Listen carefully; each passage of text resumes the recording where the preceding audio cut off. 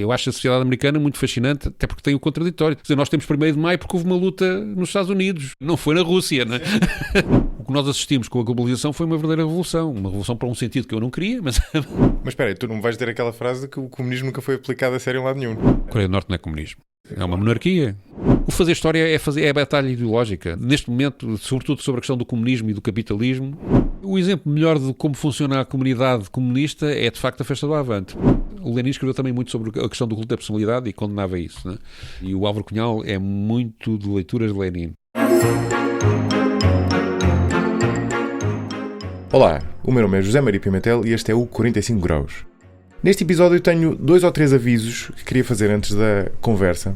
São 2 temas importantes, como já vão ver, mas já sabem, se não tiverem paciência, podem sempre usar os marcadores de tempo que encontram na descrição do episódio para passar à frente, neste caso, seja para a introdução ao episódio, seja, se não tiverem mesmo paciência para me ouvir, para a conversa propriamente dita.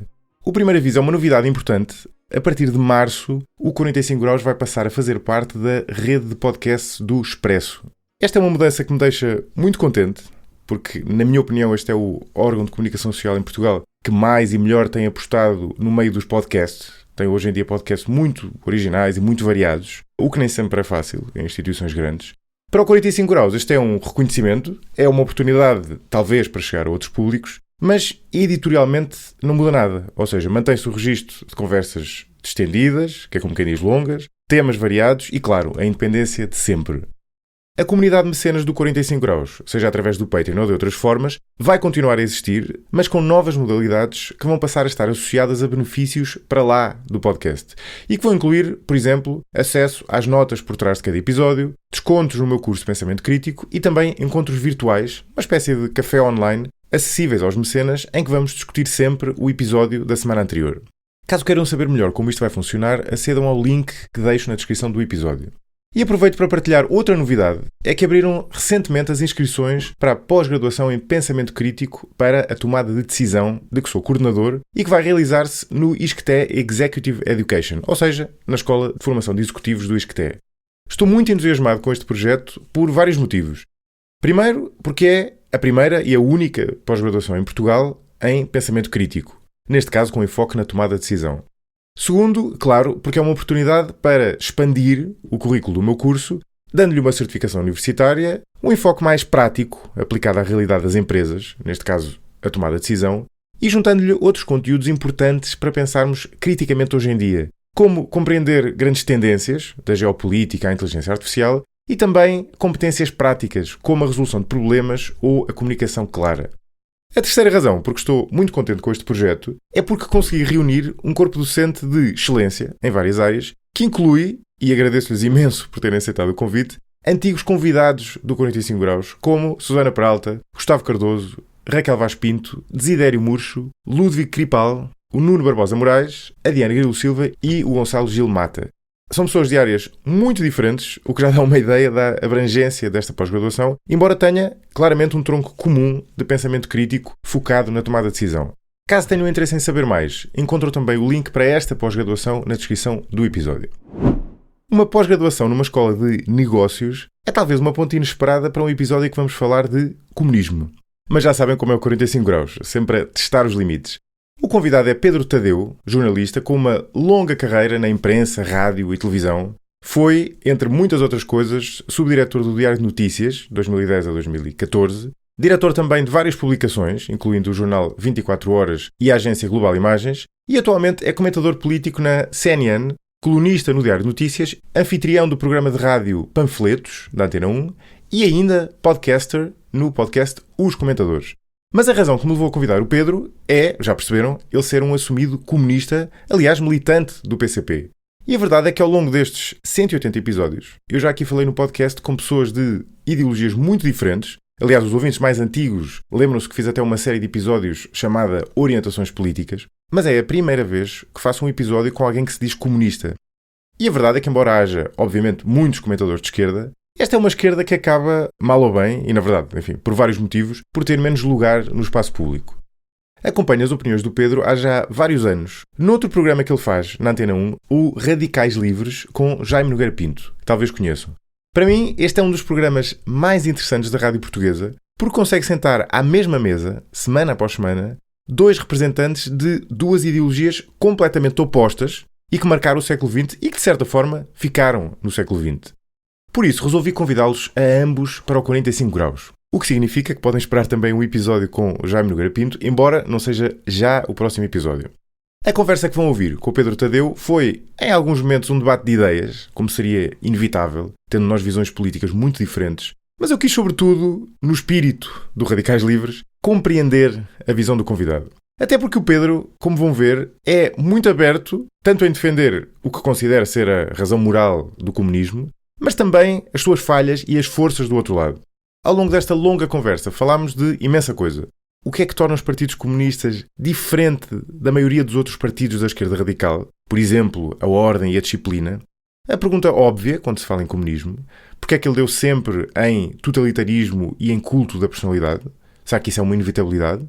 A velha guerra comunismo versus capitalismo? E o que é que nos dizem as últimas décadas, desde a queda do Muro de Berlim? E como é que é ser um militante comunista em 2025? Um aspecto de que falámos e que é muito interessante é que a militância comunista acaba por ser hoje em dia, para muita gente, uma comunidade. Aliás, quase uma comunidade à parte do resto do mundo, como o Pedro diz. O que é grande parte da razão para a sobrevivência do PCP em Portugal, mas também lhe cria limitações. Falámos sobre isto e muito mais, e no final houve ainda tempo para darmos um salto para falar das novas esquerdas identitárias, chamemos-lhes assim, que têm uma visão em alguns aspectos muito diferente das velhas esquerdas socialista e comunista. Foi um episódio diferente, uma bela conversa, espero que gostem e até ao próximo episódio. Muito bem-vindo, Pedro, ao 45 graus. Eu é que agradeço o convite. Estava a pensar um bocado como é que ia começar. Eu vou começar por te parafrasear, como que tu me disseste no outro dia ao telefone quando eu te convidei, disseste qualquer coisa do tipo: ok, então o que tu queres saber é porque é que este caramelo, estou a citar, que até parece um tipo normal, se diz comunista. Acho que tens razão, é a pergunta de partida, não é? Porque basicamente é isso, não é? O ser comunista começa por ser uma negação do capitalismo, não é? Portanto, e isso tem muito a ver com a minha própria experiência de vida, mais do que propriamente com leituras profundas de Marx, Lenin. Como sempre, aliás, não é? Portanto, tem muito a ver com o meu percurso de vida e com aquilo que observei, e houve coisas que na juventude que me impressionaram muito e que aliás começaram em parte até uma fase da minha adolescência em que era até, não digo anticomunista, mas que tinha muitas dúvidas em relação ao Partido Comunista, sobretudo porque os tipos, na altura ainda era o EC, União dos Estudantes Comunistas, antes da Juventude Comunista Portuguesa, eram todos muito sérios, muito chatos,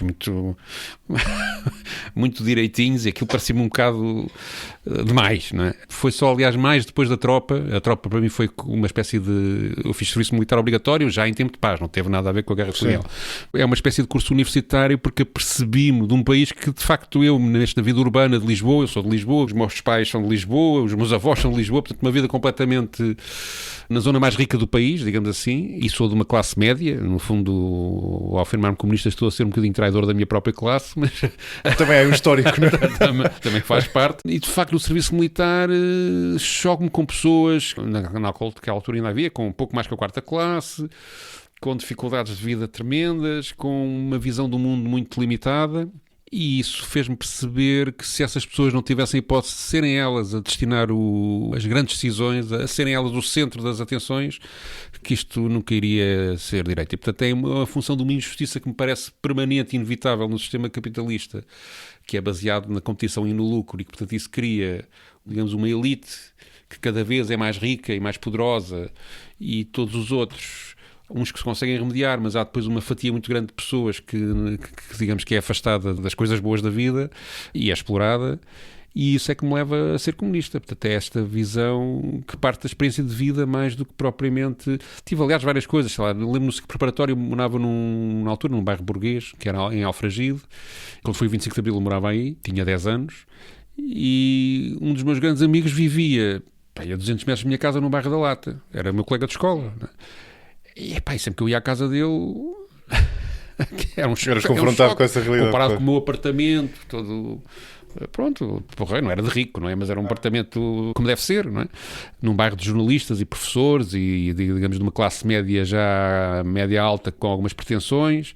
E depois ali a 200 metros, precisamente nas traseiras do prédio em frente, um campo cheio de barracas, bairros da Lata, como na altura se dizia, onde alguns colegas meus estavam. E isso, digamos, esse choque social e essa injustiça. Também há uma outra coisa que é a negação de Deus. Isso também tem a ver com uma experiência pessoal, que é a morte do meu pai, que tinha eu 9 anos, portanto pouco antes do 25 de Abril também, em que eu fiquei a achar, se Deus existe e faz uma coisa destas...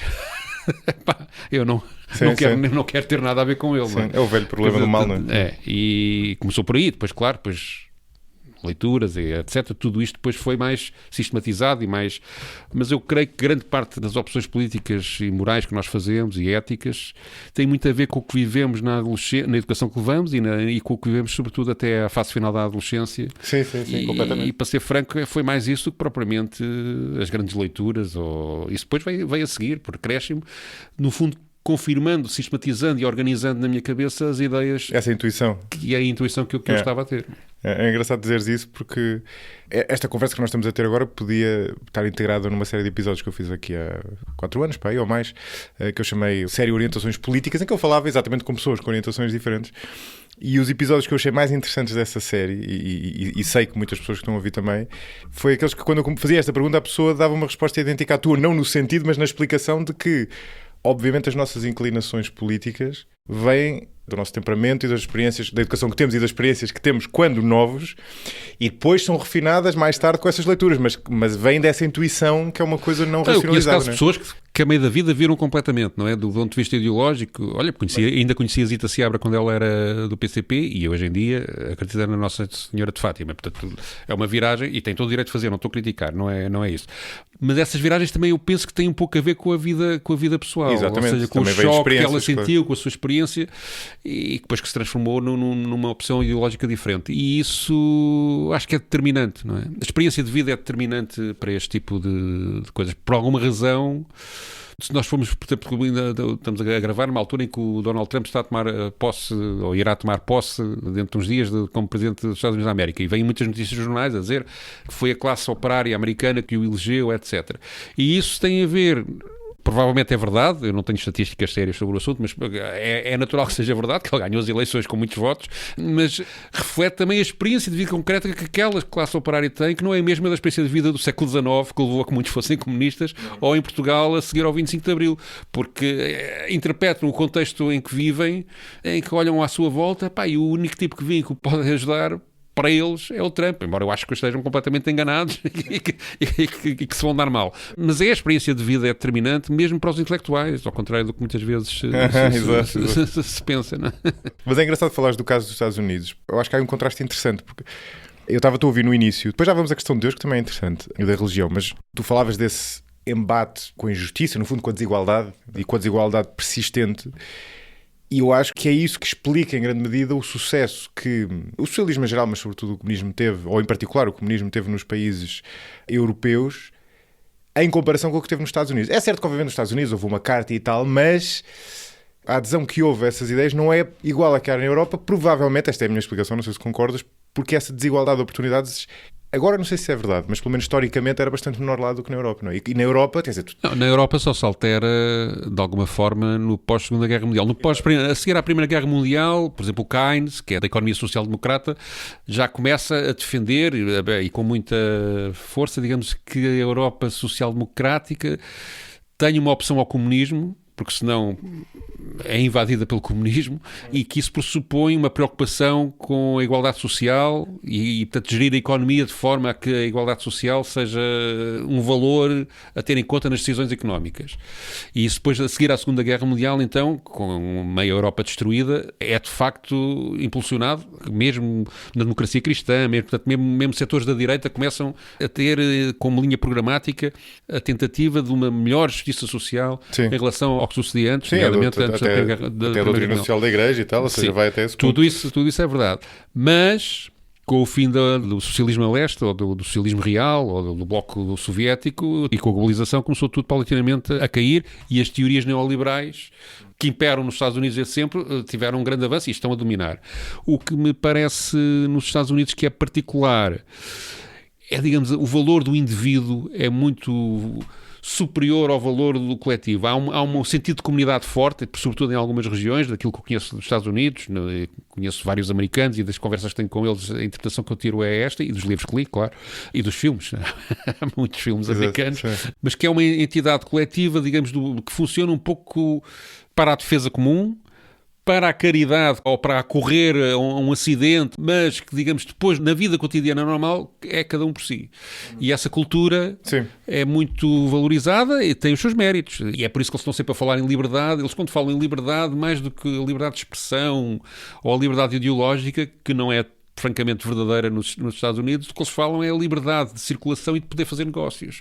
É a liberdade do homem poder atravessar aquele continente todo e estabelecer-se onde entender e arranjar trabalho onde entender. Sim, fazer o que quer. É a liberdade negativa, não é? Naquela situação clássica. Tem coisas positivas e eu acho a sociedade americana muito fascinante, até porque tem o contraditório. Quer dizer, nós temos 1º de Maio porque houve uma luta nos Estados Unidos, em Chicago. Não foi na Rússia. Sim.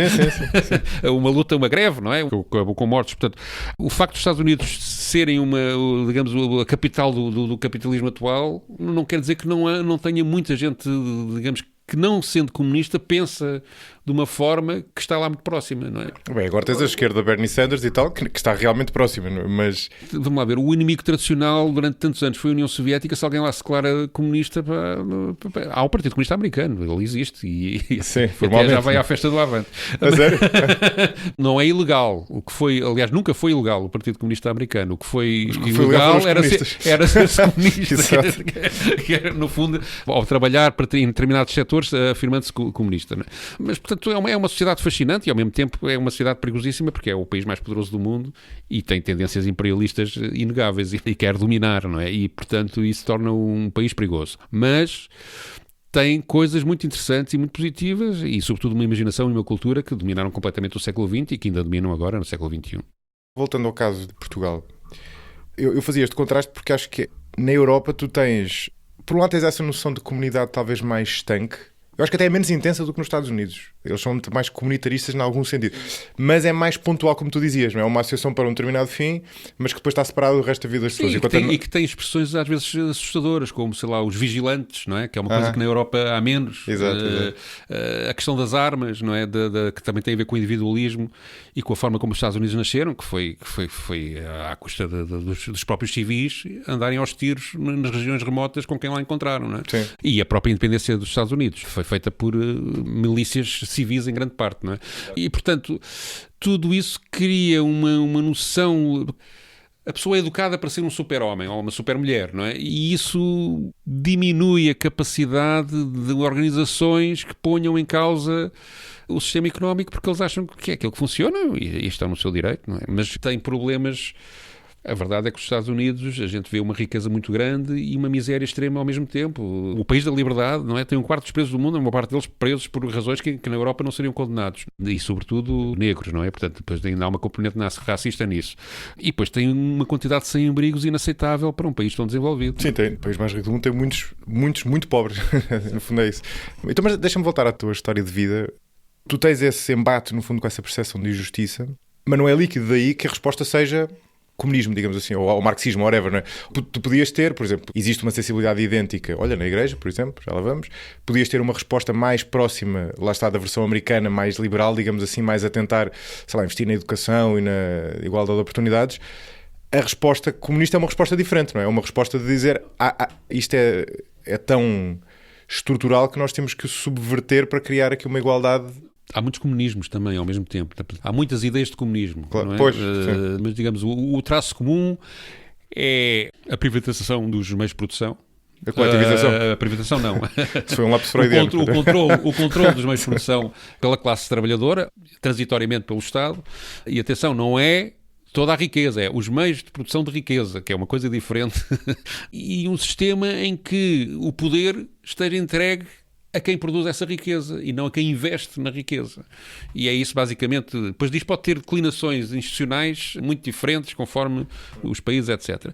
E o que me atraiu mais no Partido Comunista Português, para além da sua história de resistência e de algumas pessoas que eu conheci que me impressionaram muito, aqui também conta a experiência pessoal, e posso dizer o Ruben Carvalho influenciou-me muito, depois conheci o Álvaro Cunhal e influenciou-me também muito, o Dias Lourenço influenciou-me muitíssimo. Eu estou a falar de pessoas que foram muito relevantes antes e depois do 25 de Abril na história do Partido Comunista Português, que eu conheci bem, o Domingos Abrantes também, que eu conheci e que me influenciaram muito. Mas a principal razão é a questão da organização, ou seja, criar uma estrutura revolucionária que não fosse como os outros partidos de esquerda, os chamados esquerdistas, que são muito voluntaristas, querem as coisas já, têm uma imaturidade que me assusta muito e que, do meu ponto de vista, fez muito mal à esquerda nos vários momentos históricos, desde a Revolução Russa até aos nossos dias, porque encontrei uma vez um texto do Zé Mário Branco, já quando ele fez o Ser Solidário, um disco já do pós-25 de Novembro, em que ele, no fundo, faz uma autocrítica e que diz que nós queríamos a Revolução já, queríamos tudo já.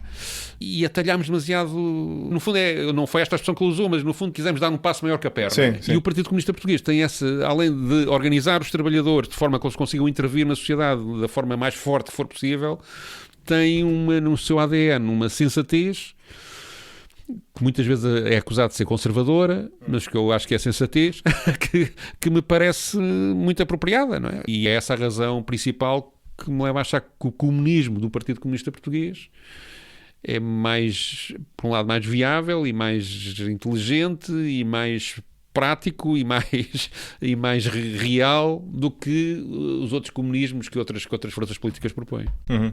É engraçado falares disso porque o PCP tem esse lado que é muito diferente do resto da esquerda, porque a esquerda normalmente tem... Eu acho que até por características psicológicas de quem é de esquerda, como lida mal com a autoridade, lida mal também com a estrutura e com a organização, que muitas vezes a sabota na sua ação. O PCP não é de tudo isso, pelo contrário, e sempre foi ultra-organizado, ultra-estruturado, sendo também avesso, pelo menos de base, à autoridade, ou pelo menos à autoridade tradicional, sempre teve esse lado muito curioso, porque isso é uma característica... Cultiva a disciplina, não é? Cultiva a disciplina, que é uma característica normalmente de direita, é curioso. Sim. É engraçado. Porque percebe que isso tem uma eficiência política brutal, não é? E, sobretudo, que a diferença de forças que existe entre quem está do lado do comunismo contra... é tão grande, tão brutal e tão gigantesca, que se não há um mínimo digamos, de consistência e de organização e de disciplina, o insucesso é garantido, não é? Mas os outros também podiam também há outra isso, coisa que também temos que recuar na história também para perceber essas diferenças, que é esses grupos, sei lá, que deram origem em Portugal ao Bloco de Esquerda, muito mais recentemente. Eu contei no outro dia, entre os anos 60 e o 25 de Abril, ou até 76, houve 43 grupos ditos de extrema-esquerda.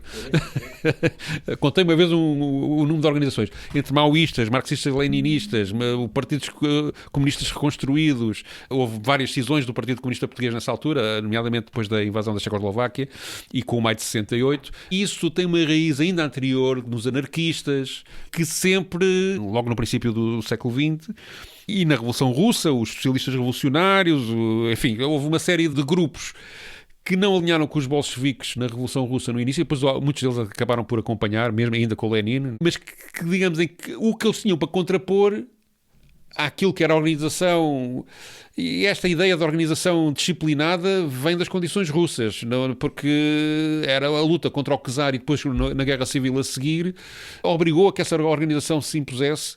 E repara, estavam a liderar pessoas, a classe operária que existia na altura, nomeadamente em Moscou e São Petersburgo, era muito minoritária, a maioria da população russa era rural, não é? E, portanto, eram pessoas com... A Revolução surgiu no sítio menos esperado. Os líderes mais conhecidos, o Trotsky, o Stalin, etc. O próprio Stalin, aliás, que até era um tipo culto, mas veio de uma...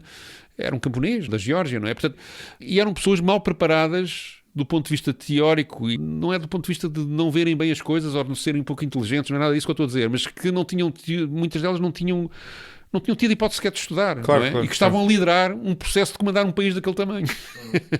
Não é o caso de Lenin, que esse aí passava a vida a estudar, não é? E isso foi resolvido, de facto, entre o combate nas ruas, de pistola na mão e metralhadora, e a construção de instituições novas, um parlamento novo, uma organização do Estado nova, tudo feito com pessoas que misturavam intelectuais muito qualificados com pessoas pouco qualificadas do ponto de vista académico, levou à criação desta necessidade de haver uma disciplina férrea. E isso, os partidos comunistas, depois que alinharam com a Internacional Comunista e com tudo isso, seguiram isso. Em Portugal, isso é compensado, é aprofundado por causa da clandestinidade, da luta contra o Estado Novo, em que, digamos, as regras sobretudo a partir da reorganização que o Álvaro Cunhal faz nos anos 40, é impor regras draconianas para que não fossem todos presos, não é? E de vez em quando eram todos presos. Sim. As histórias são incríveis. E isso, por exemplo, uma das coisas que mais me impressionou quando eu a dada altura, fui jornalista do Jornal Avante e trabalhava na sede do Partido Comunista Português. Estive lá há 6 anos. E uma das coisas que me impressionava, a vida prática é sempre tramada, não é? Que é, eu era um miúdo, não é? Que andava para lá, tinha, não sei, devia ter uns 26 ou 27 anos. Almoçávamos lá na cantina do prédio, não é? E quando saíamos, aqui portanto aí às 2 da tarde, não é? No resto do chão tem um cafezinho, um barzinho. Então, estas pessoas que eu falei, o Luís Lourenço, o José Branco, as pessoas tinham sido presas. O José Vitorino, os heróis todos daquela altura tinham passado 10, 15, 20 anos presos, alguns seguidos, lado a lado, um lado para o outro, para a frente, para trás, para a frente, para trás. Pá, estes gajos são todos peripatéticos, como Aristóteles, não é? Como Aristóteles. Não, sabes o que era? Era o exercício que eles faziam na cadeia, não é? E que foram anos e anos a fazer aquele exercício. Pá, este tipo de coisas cria um impacto. Há aqui uma componente humana que uma pessoa não consegue ser indiferente, não é? Sim. E digamos, essa disciplina também criou outra coisa, que é uma coisa que as pessoas não aceitam com o PCP, que é uma profunda crença na democracia interna do partido. Porque a verdade é que eu nunca tive em reuniões de PCP em que as pessoas não dissessem o que pensam. Até porque hoje não sei muito bem, porque eu também já não estou muito bem organizado, não tenho um núcleo de trabalho como tinha naquela altura, mas uma reunião do PCP tu eras obrigado a falar, se não falasses eras dado como um pateta, não é? Tens de dizer qualquer coisa, e para dizer qualquer coisa mais vale dizer aquilo que penso, não é? Mas não é essa a impressão que passa, tens noção? Não, mas é uma má impressão, não é? O que eu admito é que possa haver críticas justas, ou seja, críticas que sejam razoáveis sobre como é que o processo da transmissão para cima, digamos assim, para a hierarquia de cima, da informação que é. Pode haver momentos em que as pessoas que dirigem as reuniões ou as pessoas não consigam transmitir bem o ponto que as pessoas estavam a levantar, às vezes até por impreparação, por não registarem bem, etc. Não é? Mas quando isso acontece também há, digamos, meios de contrabalançar esse problema. Mas depois tens o voto braço no ar, por exemplo. Quer dizer, nada contra, mas é a melhor maneira para tu condicionares. Dentro de um partido que é de camaradas, é um bocado absurdo não se assumir a posição que tens em relação a outro camarada. Não é? Essa questão põe-se sobretudo quando é para eleger pessoas, não é? Outra coisa é a votação para as eleições da Assembleia da República, não é? Em que a expressão do teu voto pode penalizar na sociedade de alguma forma, não é? E portanto aí faz sentido. E ali também, a partir de... Enfim, conheces essa realidade melhor do que eu, mas esse argumento para mim colhe num grupo pequeno, não é? Que seria um absurdo, estás a fazer um voto secreto lá entre 3 pessoas, não é? Mas num grupo um pouco maior já... Mas a maioria das eleições no PCP são de forma indireta. Portanto, os militantes elegem o Comitê Central e daí para cima, que é um grupo mais pequeno, de 150 pessoas a 200, depende dos anos e das fases. E daí depois, num grupo de 150 pessoas, 200 pessoas, votar secretos. Mas já aconteceu, já houve voto secreto em algumas ocasiões no PCP. Mas para situações muito excepcionais, há uma coisa que o PCP sempre cultivou, que é a frontalidade das relações entre camaradas do partido. Seja qual for o estatuto que tenhas dentro do partido, sejas um militante de base, sejas um dirigente, é muito frequente, sobretudo na festa do Avante nota-se muito isso durante a fase de construção da festa, nos dias propriamente ditos da festa, se calhar não, é que tu vês militantes de base a confrontarem o secretário-geral, agora é o Paulo Raimundo, não é? Camarada, desculpa, mas aquilo que disseste no outro dia não me parece nada bem e tal, e ele ali a levar com aquilo, não é? É frequentíssimo, não é? E portanto há um sentimento de igualdade que obriga a que todos sejam iguais, ou seja, o estar a esconder a tua opinião... Sim. Tu falavas do Comitê Central. O Comitê Central não é um pouco contraditório com isso? Ou seja, tu teres esse voto indireto. Bom, é impossível gerir uma organização com o PCP, tinha há uns anos, agora não sei quanto é que é, mas tinha formalmente 150 mil militantes, agora há de ter uns 50 mil, acho. Como é que geres 50 mil pessoas? Não pode ser com votos... Certo, mas compara com o Congresso... Enfim, tu não estás aqui para defender o PCP, não é? Agora, por acaso, calhou falarmos disto, mas compara isso com os congressos dos partidos normais, não é? Em que é uma discussão aberta. Há também uma diferença. Há até uma telenovela poderá ser discutível, mas digamos aquilo que o PCP defende, até estatutariamente, é que não tens candidatos indivíduos, não é? Tens grupos. Aliás, nem tens candidatos. O que tens normalmente é apresentado uma lista que tenta representar critérios que o partido segue de organização coletiva. Tens que ter uma percentagem de operários, tens que ter uma percentagem de mulheres, tens que ter... Não é só por cotas, isto...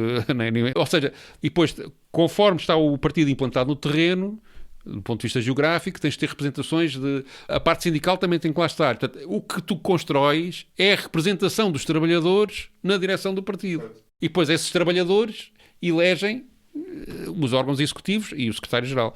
É um sistema em que tu não tens listas de amigos, ou seja, tens que obrigatoriamente representar o partido todo naquele organismo. Daí, aliás, ser grande, para mim até é grande mais que o Comitê Central, não é? Mas acaba por ser necessário para poder ter essa representação. E atenção, quem vai ao Congresso são delegados, mas isso é igual aos outros partidos, eleitos em reuniões locais, não é? Portanto, com uma percentagem, tem que haver não sei quantos números, X militantes elegem um delegado, não sei agora de cor o número. E, portanto, pode acontecer elegeres delegados que, digamos, que sejam contra a corrente dominante que esteja no partido, e isso sucede, quase todas é mínimo. Eu lembro, a primeira vez que eu fui a um congresso do PCP foi precisamente o congresso em que o Álvaro Cunhal pediu para se votar no Mário Soares. Como é que era? Tapar com a mão e foi em Loures, não é? E houve votos contra e abstenções. Poucas, mas houve. Sim, não por acaso não por acaso essa data ficou memorável, não é?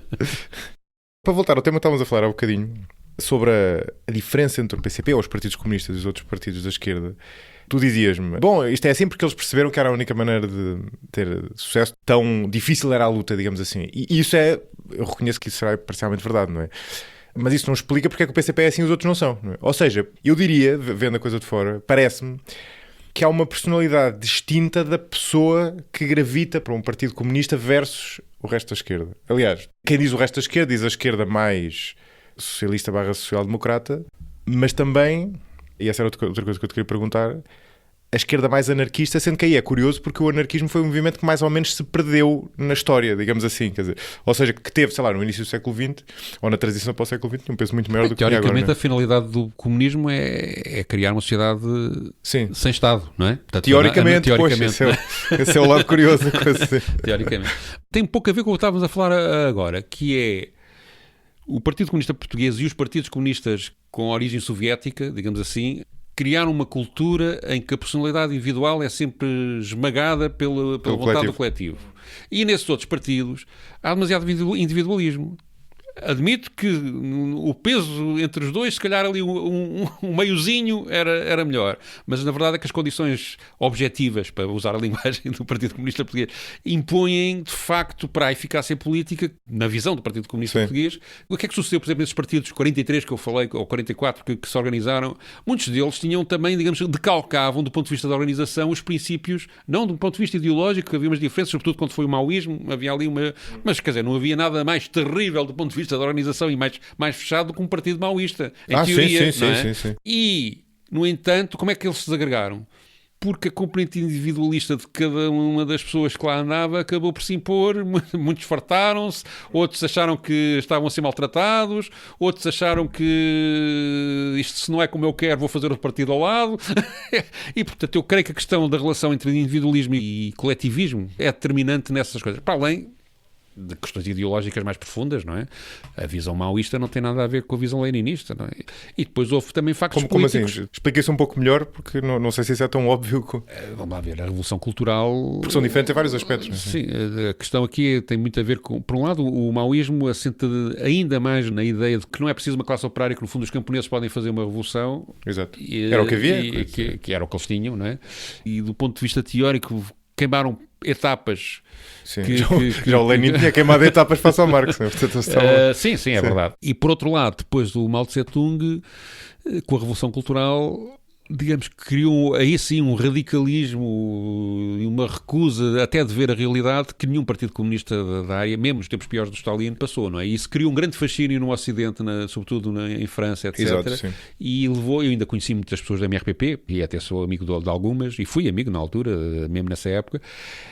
Que se eu já achava que os tipos, eu ainda não era do Partido Comunista nessa altura, mas que os tipos da UEC eram uns tipos assim um bocado porrinha, os tipos da MRPP, por exemplo, eram completamente, qualquer coisa, eras acusado de desvio de direita, de estás feito com os burgueses, era um discurso muito sectário, não é? De um sectarismo. Sim, o MRPP era fortíssimo. Estou a dar um exemplo, mas outros, o PCPR, os próprios partidos que deram origem depois ao Bloco de Esquerda, a LCI no início, tudo aquilo tinha componentes de sectarismo populismo misturada com o individualismo foi uma receita que queimou muito a esquerda, não é? No seu todo. Não foram só eles as vítimas. A própria ideia de esquerda, acho que hoje em dia está muito associada para as pessoas mais jovens a coisas negativas desse tempo e que foram escusadas, não é? Sim, o MRPP tinha coisas as pessoas tinham que se retratar em público, às vezes coisas da vida privada. Sim, era assim, muito, imitar muito... os julgamentos públicos da Revolução Cultural. Exato, exatamente, é isso era muito...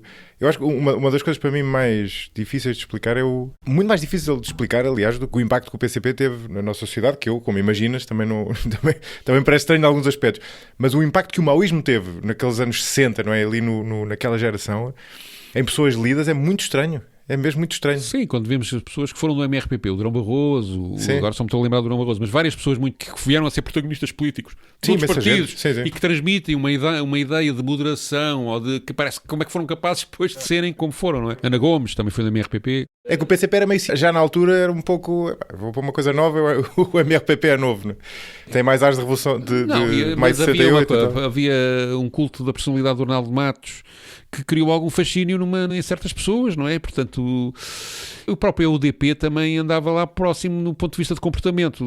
Chegaram a ter uma fase em que queriam ser como a Albânia, não é? Portanto, a Albânia socialista da época, sim, não é? Que é extraordinário, não é? Que era uma derivação, era uma mistura de maoísmo com o socialismo real do soviético, enfim, e sobretudo culto da personalidade do líder, não é? Portanto, houve ali, eu acho que esses partidos todos tiveram o problema de culto de personalidade dos respectivos líderes e depois aquela coisa que eu falei há bocado, que achavam que a revolução podia ser feita de hoje para amanhã. Aliás, o entendimento de revolução, normalmente quando pensamos em revolução, pensamos num golpe militar e depois num processo que vem a seguir, até com fases que estão teoricamente definidas academicamente, o terror, depois há uma acalmia e depois há um términos, não é? Mas hoje em dia eu acho que o termo de revolução tem que ser entendido como uma modificação acelerada, assim, de um processo político, revolução no sentido político, não é? Mas que a experiência indica que pode ou não ter componentes armadas, não é? Pode haver revoluções feitas por meios pacíficos. Não é fácil, mas não penso que seja impossível. Por exemplo, o que nós assistimos com a globalização foi uma verdadeira revolução. Uma revolução para um sentido que eu não queria, e foi uma revolução relativamente pacífica. Teve umas guerras pelo meio, não é? Mas com a queda em 1989 do Muro de Berlim e depois a queda a seguir da União Soviética, aquilo que se processou no mundo, com a Organização Mundial de Comércio, o fortalecimento do FMI e do Banco Mundial, o comércio praticamente livre, isso foi um processo revolucionário. Percebo o que queres dizer, mas... Foi um processo que mudou o mundo de uma forma radical e em muito pouco tempo. Foi uma evolução rápida, não é? Mas uma revolução implica um corte, não é? E é um corte precisamente, olha, para mim é um corte na Europa com a ideia da social-democracia, porque os próprios sociais-democratas, Tony Blair e companhia, aliaram-se a isso, não é? O chanceler alemão da altura, o Scholz, o que veio a seguir ao Kohl, que era do SPD, também cortou com isso tudo. Era a terceira via. Portanto, a terceira via europeia fez parte dessa revolução, não é? E foi protagonista dessa revolução, e foi tudo muito rápido, foi em menos de 10 anos. Sim, foi rápido, é verdade. Em menos de 10 anos. Deixa-me voltar a uma coisa que tu disseste no início, porque quando eu te perguntei porque é que tu dizias que eras comunista, tu deste-me duas explicações, a questão da injustiça e da desigualdade, e depois falaste-me da questão de Deus e da religião. E isso é interessante porque eu acho que o elemento que distingue a extrema-esquerda do resto da esquerda e a esquerda, em geral, por exemplo, da direita cristã, digamos assim, é um forte elemento anti-autoridade. Porque, por exemplo, essa sensibilidade, digamos assim, em relação à injustiça e à desigualdade, até é uma coisa que existe, não existe em todo lado, não é? Mas existe, por exemplo, na Igreja e existe em parte, pelo menos, da direita clássica. O que eu acho que a esquerda tem diferente e torna incompatível uma visão, por exemplo, da Igreja, não apenas uma empatia com essa desigualdade, mas uma aversão quase instintiva à autoridade que aquilo implica, ao poder, ao domínio. Não sei se é bem assim. Para mim, o que eu quero é que o protagonista da autoridade mude, que não seja a autoridade do rico, seja a autoridade do pobre. Certo, exato, justamente, lá está. Né? Ou seja, a opressão, por exemplo, a palavra opressão é uma palavra marcadamente de esquerda. É uma palavra de esquerda, sim. E depois há outra coisa. Olha, até houve um candidato presidencial comunista católico, o Edgar Silva, não é? Que foi padre durante muitos anos e, portanto, há católicos... Eu não sabia que ele ainda era católico, achei que ele... É completamente católico, sim. Fez há 2 anos um doutoramento na Universidade Católica e com boas notas, com uma coisa sobre teologia que me ultrapassa. mas, portanto, essa questão da negação de Deus não tem a ver com a autoridade. Para mim, o que teve era um processo de, digamos, nem era bem uma negação. Era, eu não quero saber deste tipo. Ok. Ou seja, mesmo que ele exista, não me interessa. Porque se ele tem... Porque se ele é omnipresente, omnipotente, omnitudo, tem que ser também responsável. E ninguém lhe atribui responsabilidades por nada do que acontece. Mas espera, então eu li mais no que tu disseste do que estava lá de facto. E peço desculpa, porque isso tinha apenas que ver com Deus e eu achei que de alguma forma tinha que ver também com a Igreja. Porque não tendo que ver com a Igreja, qual é o impacto político? Tem a ver com a Igreja no sentido institucional da Igreja. Ou seja, e isso é porque a Igreja, e para mim ainda vi isso, sobretudo na escola primária. Eu fiz ainda um ensino primário com a Cruz de Cristo na sala e os retratos do Presidente do Conselho e do Presidente da República. E tínhamos que rezar, apesar, já não sei se era no fim das aulas ou no início, e tínhamos de vez em quando umas missas, etc. E, portanto, havia a ideia de uma educação católica, mas a minha revolta não é com isso, é com a instituição Igreja e com a evidente cumplicidade com o fascismo português. Isso só me apercebi mais tarde, mas quando o meu pai morreu, que foi a cena que eu estava a contar, digamos, foi de facto uma negação, uma recusa em digamos, ter qualquer tipo de relação com Deus, porque Deus, se é um tipo com este caráter, não me interessa. E depois, mais tarde, isso de facto evolui para, sobretudo, uma crítica ao papel da Igreja Católica no mundo, que eu acho que, no fundo, tem preocupações sociais ao nível da caridade e da essencialidade, isso é verdade. Tem até pessoas católicas que foram protagonistas do combate ao fascismo, mas o grosso, a quantidade de padres que denunciou pessoas antifascistas, das várias correntes, comunistas e não só. E isso vê-se nos relatórios que estão na Torre do Tombo da PIDE. Padres a denunciar pessoas porque eram subversivas. O ódio entre a Igreja Católica e o comunismo é... Sim, embora os comunistas tentam nunca hostilizar a Igreja Católica, até porque têm muitos militantes comunistas, sobretudo mulheres, não é? Mas eu não digo só em Portugal. Não é a maioria, claro, nem nada disso, mas têm bastantes. Se quiseres, entre a religião instituída e os comunistas, há um ódio em todos os países, há um confronto, se quiseres, para não usar uma palavra tão forte. Há sempre um confronto grande. Quando foi a Revolução Russa, todos os bolcheviques foram excomungados pela Igreja Ortodoxa, e eles criaram uma igreja alternativa, que durou até ao Stalin, que depois o Stalin, quando foi o início da Segunda Guerra Mundial, um pouco antes, voltou, digamos, a criar relações com a Igreja Ortodoxa, fez uma espécie de concordata, nem sei se o termo é mesmo esse, concordata, e a Igreja bolchevique, digamos assim, integrou-se na Igreja Ortodoxa. Lá está o pragmatismo. O que é que eu quero dizer com até isso? Pôs um santo Os bolcheviques nunca negaram o papel da religião. O que eles não aceitavam era a instituição da Igreja a dominar a sociedade. E em Portugal, no fundo, o Partido Comunista tem mais ou menos a mesma situação. A Igreja, sim senhor, quem é crente que seja, a Igreja que faça o seu papel, e por vezes com muito mérito, até do ponto de vista, hoje em dia, há uma sofisticação na ciência social da Igreja que não tem nada a ver com o que se passava durante o Estado Novo, e é óbvio que há méritos em muito trabalho que ali é feito. Mas, digamos, o tentar dominar as mentes, o tentar dominar o Estado, o tentar dominar que era o que estava em cima da mesa durante o Estado Novo,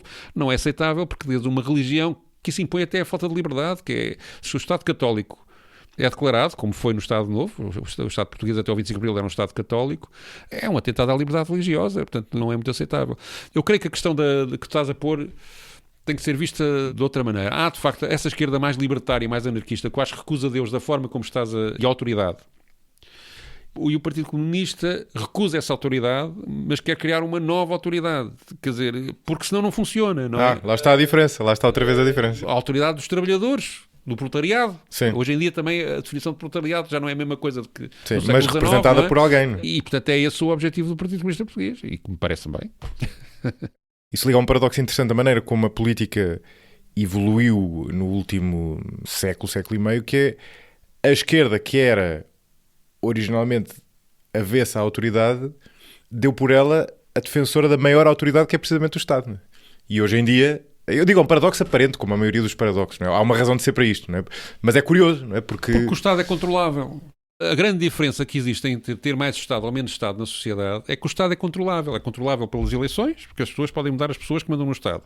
Através de eu pensei que estavas a usar controlável noutro sentido. Não. E depois... Estavas a usar controlável no sentido influenciável. E depois, porque o Estado é escrutinável. Mas não é só isso, Pedro. Também é porque... Esse é digamos, em democracia tu podes, de facto... Tu não consegues escrutinar... Vou dar um exemplo muito concreto. A EDP, enquanto foi do Estado, tu eras escrutinável. Vias as contas, agora não podes ver nada, não é? Escrutinado e controlado, ou seja, tu podes... O Estado é o único veículo para tu implementares os fins... Há muitas formas do Estado exercer o seu papel na sociedade. E parece-me que muitas vezes, mesmo os partidos sociais-democratas, etc., às vezes caem num exagero de utilização do Estado em coisas que não interessam nem ao Menino Jesus, para citar, para voltar a Deus. Mas, por exemplo, acho que tentar controlar a moral das pessoas, esta ideia de que o Estado deve ser polícia de linguagem, tudo isso assusta-me muito. Acho que isso, aliás, está-se a ver, são tiros políticos no pé que dão força ao lado direito do espectro político. Uma coisa é a educação, outra coisa é depois, quando se começa a tentar... Lá está, a tentar mudar a mentalidade das pessoas de um dia para o outro, as pessoas vão resistir. E, portanto, ou vais lá com um processo longo e demorado e sustentado de educação, de informação, e que é paulatino e que vai mudando, ou então, se tentas, simplesmente, proibir as pessoas de falarem de uma certa maneira ou de escreverem de uma certa maneira, elas revoltam-se, não é? Ou então tens uma revolução cultural como na China, não é? Sim. Pois, mas isso tem vítimas, não é? Claro, exato. Isso eu não estava a defender, como eu imagino. Portanto, e é a esquerda social-democrata, mais do que o Partido Comunista Português, é a esquerda com tendências ou herdeira do trotskismo e que peca muitas vezes por isso, não é? Mas estamos a falar de outra coisa que eu, portanto, não acabei a ideia. Estamos a falar do curioso que é a esquerda acabar de defender a derradeira autoridade que é o Estado. A teoria, depois na prática se calhar é mais complicado. A teoria é que se tu concentrares poder no Estado, depois podes desmantelar o Estado e dar o poder às pessoas, mas com outros parâmetros e não com o parâmetro atual. Agora, claro que depois há a realidade política, que é o que sucedeu na União Soviética. Não é? Ok, fazes isso e depois há uns tipos que se apoderam do Estado e nunca mais os tiras de lá, não é? E, portanto, é preciso repensar. Aliás, acho que é justo quando se diz que os partidos comunistas de raiz soviética que ainda resistem, como o Partido Comunista Português, que ainda não aprofundaram o estudo sobre as razões o suficiente. Tem, digamos, a crítica que fizeram logo a seguir à queda da União Soviética àquilo que lá se passou, nomeadamente culto da personalidade, carreirismo político, confusão do Estado e partido. Estão identificados uma série de parâmetros e repressão excessiva, falta de liberdade política. Estão identificados uma série de parâmetros corretos. Mas eu acho que se exige mais estudo e mais aprofundado sobre todo o processo soviético, que foram 70 anos, para compreender profundamente o que levou a uma degradação tão grande que de um dia para o outro aquilo caiu, não é? O que me parece aí o erro fundamental é que o raciocínio há um estado de coisas de que tu discordas, porque tu não és tu, não é? Que se discorda, que se considera opressor, injusto e que não muda sem algo de revolucionário, não necessariamente uma revolução, mas uma intervenção. Uma intervenção, digamos assim. E essa intervenção tem que ser feita. A maneira de a fazer é através do poder político, é através do Estado. No fundo, é a única autoridade que tem força sobre as outras todas. Sobre as empresas cujos donos capitalistas são opressores, ou a autoridade das instituições tradicionais ligadas à Igreja, enfim, opressão de género, whatever, não é? Quer dizer, é o Estado que consegue fazer isso. O problema é, depois tu construís essa autoridade que é mais forte do que todas as outras... E mantê-la num regime democrático. Exatamente, depois alguém vai controlar. Não é? Tem que dar. Tem que dar, mas nunca deu, não é? Mas tem que dar. Atenção, estamos a falar de uma experiência que durou 70 anos, como eu disse há bocado, a experiência da União Soviética. A experiência chinesa tem 70 anos também, ou 80, não é? Portanto, não é muito mais longa. Conta uma experiência capitalista... Não tem muito mais tempo. Tem. Se eu contar com o mercantilismo, que é a base disto, são quase 500 anos, não é? O mercantilismo não era bem capitalista. Não era, pelo menos... É a raiz, é a construção, é o começo da construção disso, é à medida que o feudalismo vai começando a debilitar-se e é criado, depois passa por uma fase de reis absolutos, mas depois, de facto, a partir do século XIX, no início do século XIX, já existe. Pois é, isso são 200 anos. E é uma experiência com uma dinâmica completamente diferente, porque é favorecida por quem já está no poder, não é? Mas espera aí, tu não vais dizer aquela frase de que o comunismo nunca foi aplicado a sério em lado nenhum? Não, houve uma forma de comunismo que correu mal, sim. Mas houve uma forma de comunismo na União Soviética, obviamente que sim. Não, o que eu quero dizer é aquela velha discussão, não é? Já houve, apesar de tudo, já foi implementado em vários países, às vezes Coreia do Norte. Coreia do Norte não é comunismo. É uma monarquia. Pronto, agora mas originalmente não era, não é? Não, Cuba, o golpe de Estado tinha uma inspiração comunista. Vietnã, a guerra das Coreias, a Coreia do Norte tinha uma inspiração comunista. Mas assim que o Kim Il-sung tomou o poder, aquilo transformou-se numa dinastia monárquica. Pois, mas o ponto é, isso não é inevitável, ou seja, ou a captura do poder seja por uma pessoa, neste caso é mesmo, eu concordo contigo, na prática é uma monarquia, isso é evidente, não é? E ultra-absolutista, ou por um aparelho como na União Soviética ou na China, embora houvesse diferenças? Acho que não é inevitável. Acho que aconteceu de facto em muitos sítios. Por exemplo, Cuba não é bem isso, não é? Tem ali umas nuances. Vietnã não é bem isso. Tem umas nuances. Portanto, há sítios onde não é bem isso. Mesmo a China tem 8 partidos, que são partidos do período revolucionário, partido agrário, um partido local, portanto, Como assim? que o Partido Comunista, quando tomou o poder, negociou com eles a sua existência e eles continuam. Não é? Está bem. É como... O continuam, mas não fazem nada, não é? Fazem, têm representação na Assembleia do Povo e representam interesses locais ou regionais, mas existem, não é? Mas tem algum peso? Eu estou a perguntar isto a sério. Sim, se é um facto acho novo que para tem mim. algum peso, acho que tem algum peso. E a Assembleia do Povo tem muitas pessoas que não são do Partido Comunista. São de associações profissionais, tem uma organização em que a Assembleia do Povo corresponde à nossa Assembleia da República, não é? Eu não sei dizer a proporção, penso que a esmagadora maioria será do Partido Comunista Chinês, não é? Mas há uma proporção de pessoas não filiadas no Partido Comunista Português que são eleitas, por exemplo, Macau elege pessoas para lá que não têm filiação no Partido Comunista Português. Mas que têm poder, ou seja, têm peso? São empresários, agora aquilo está muito virado para o capitalismo, está uma espécie de capitalismo de Estado, não é? Sim, exatamente. Capitalismo, leninismo, não é? Não sei muito bem. Aquela expressão. Eles têm claro que têm lá está o Estado procura definir as estratégias económicas gerais e, portanto, não és totalmente livre se queres fazer uma empresa que, do ponto de vista estratégico, seja contrária lá, do ponto de vista estratégico, do ponto de vista económico, não é? Não tens apoio do Estado, não é? Não tens... Por outro lado, há, apesar de tudo, uma preocupação de diminuir o fosso, embora haja lá ultramilionários com fortunas absolutamente incríveis, mas há um esforço nos últimos anos para tentar que o fosso entre pobres e ricos seja cada vez menor e que a riqueza seja mais bem distribuída, até por decreto. Por exemplo, os ricos são obrigados a dar um X% dos lucros que obtêm nas empresas para as regiões mais desfavorecidas da China, etc. Mas o ponto aqui é que são experiências comunistas completamente diferentes umas das outras. Há, de facto, o problema de criar mecanismos para impedir que o partido e o Estado sejam um e a mesma coisa e que haja um líder que depois, que na China se calhar está a acontecer, que houve uma melhoria. Este líder, o Xi Jinping, foi de facto determinante para conseguir o crescimento económico que a China tem nos últimos anos, nas últimas décadas, não é? Já vinha atrás, mas ele de facto depois consegue ter números absolutamente incríveis. Eu fui à China uma vez, por acaso enviado pela Associação Patronal dos Jornalistas Portugueses, não foi pelo Partido Comunista Português, pela Associação de Imprensa, a uma conferência de jornalistas que lá houve na altura, precisamente no aniversário da Revolução, o 70º aniversário. E de facto faz impressão ver na televisão todos os intervalos.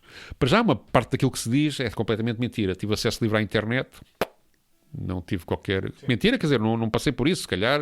montaram aquilo só para mim, não sei. Não, tens, só há algumas coisas que não... Tive muito boa impressão, eu fiquei alojado ao lado de uma universidade e fiquei muito bem impressionado com as raparigas, a liberdade com que elas andavam, etc, etc. Enfim, vi várias coisas positivas lá. Mas os intervalos dos programas de televisão tinham sempre o Xi Jinping a aparecer a fazer qualquer coisa. E isso, de facto, faz-me muita impressão. Mas qual é a tua explicação sobre isso? Ou seja, quando eu conheci o Álvaro Cunhal, eu ainda tive uma fase em que tive durante 2 anos, talvez, 2, 3 anos, reuniões semanais, porque fazia parte de um grupo de trabalho que tinha reuniões semanais com o Álvaro Cunhal e deu para conhecer, quer dizer, há 1 milhão de pessoas que conheciam melhor o Álvaro Cunhal que eu, mas deu para ter...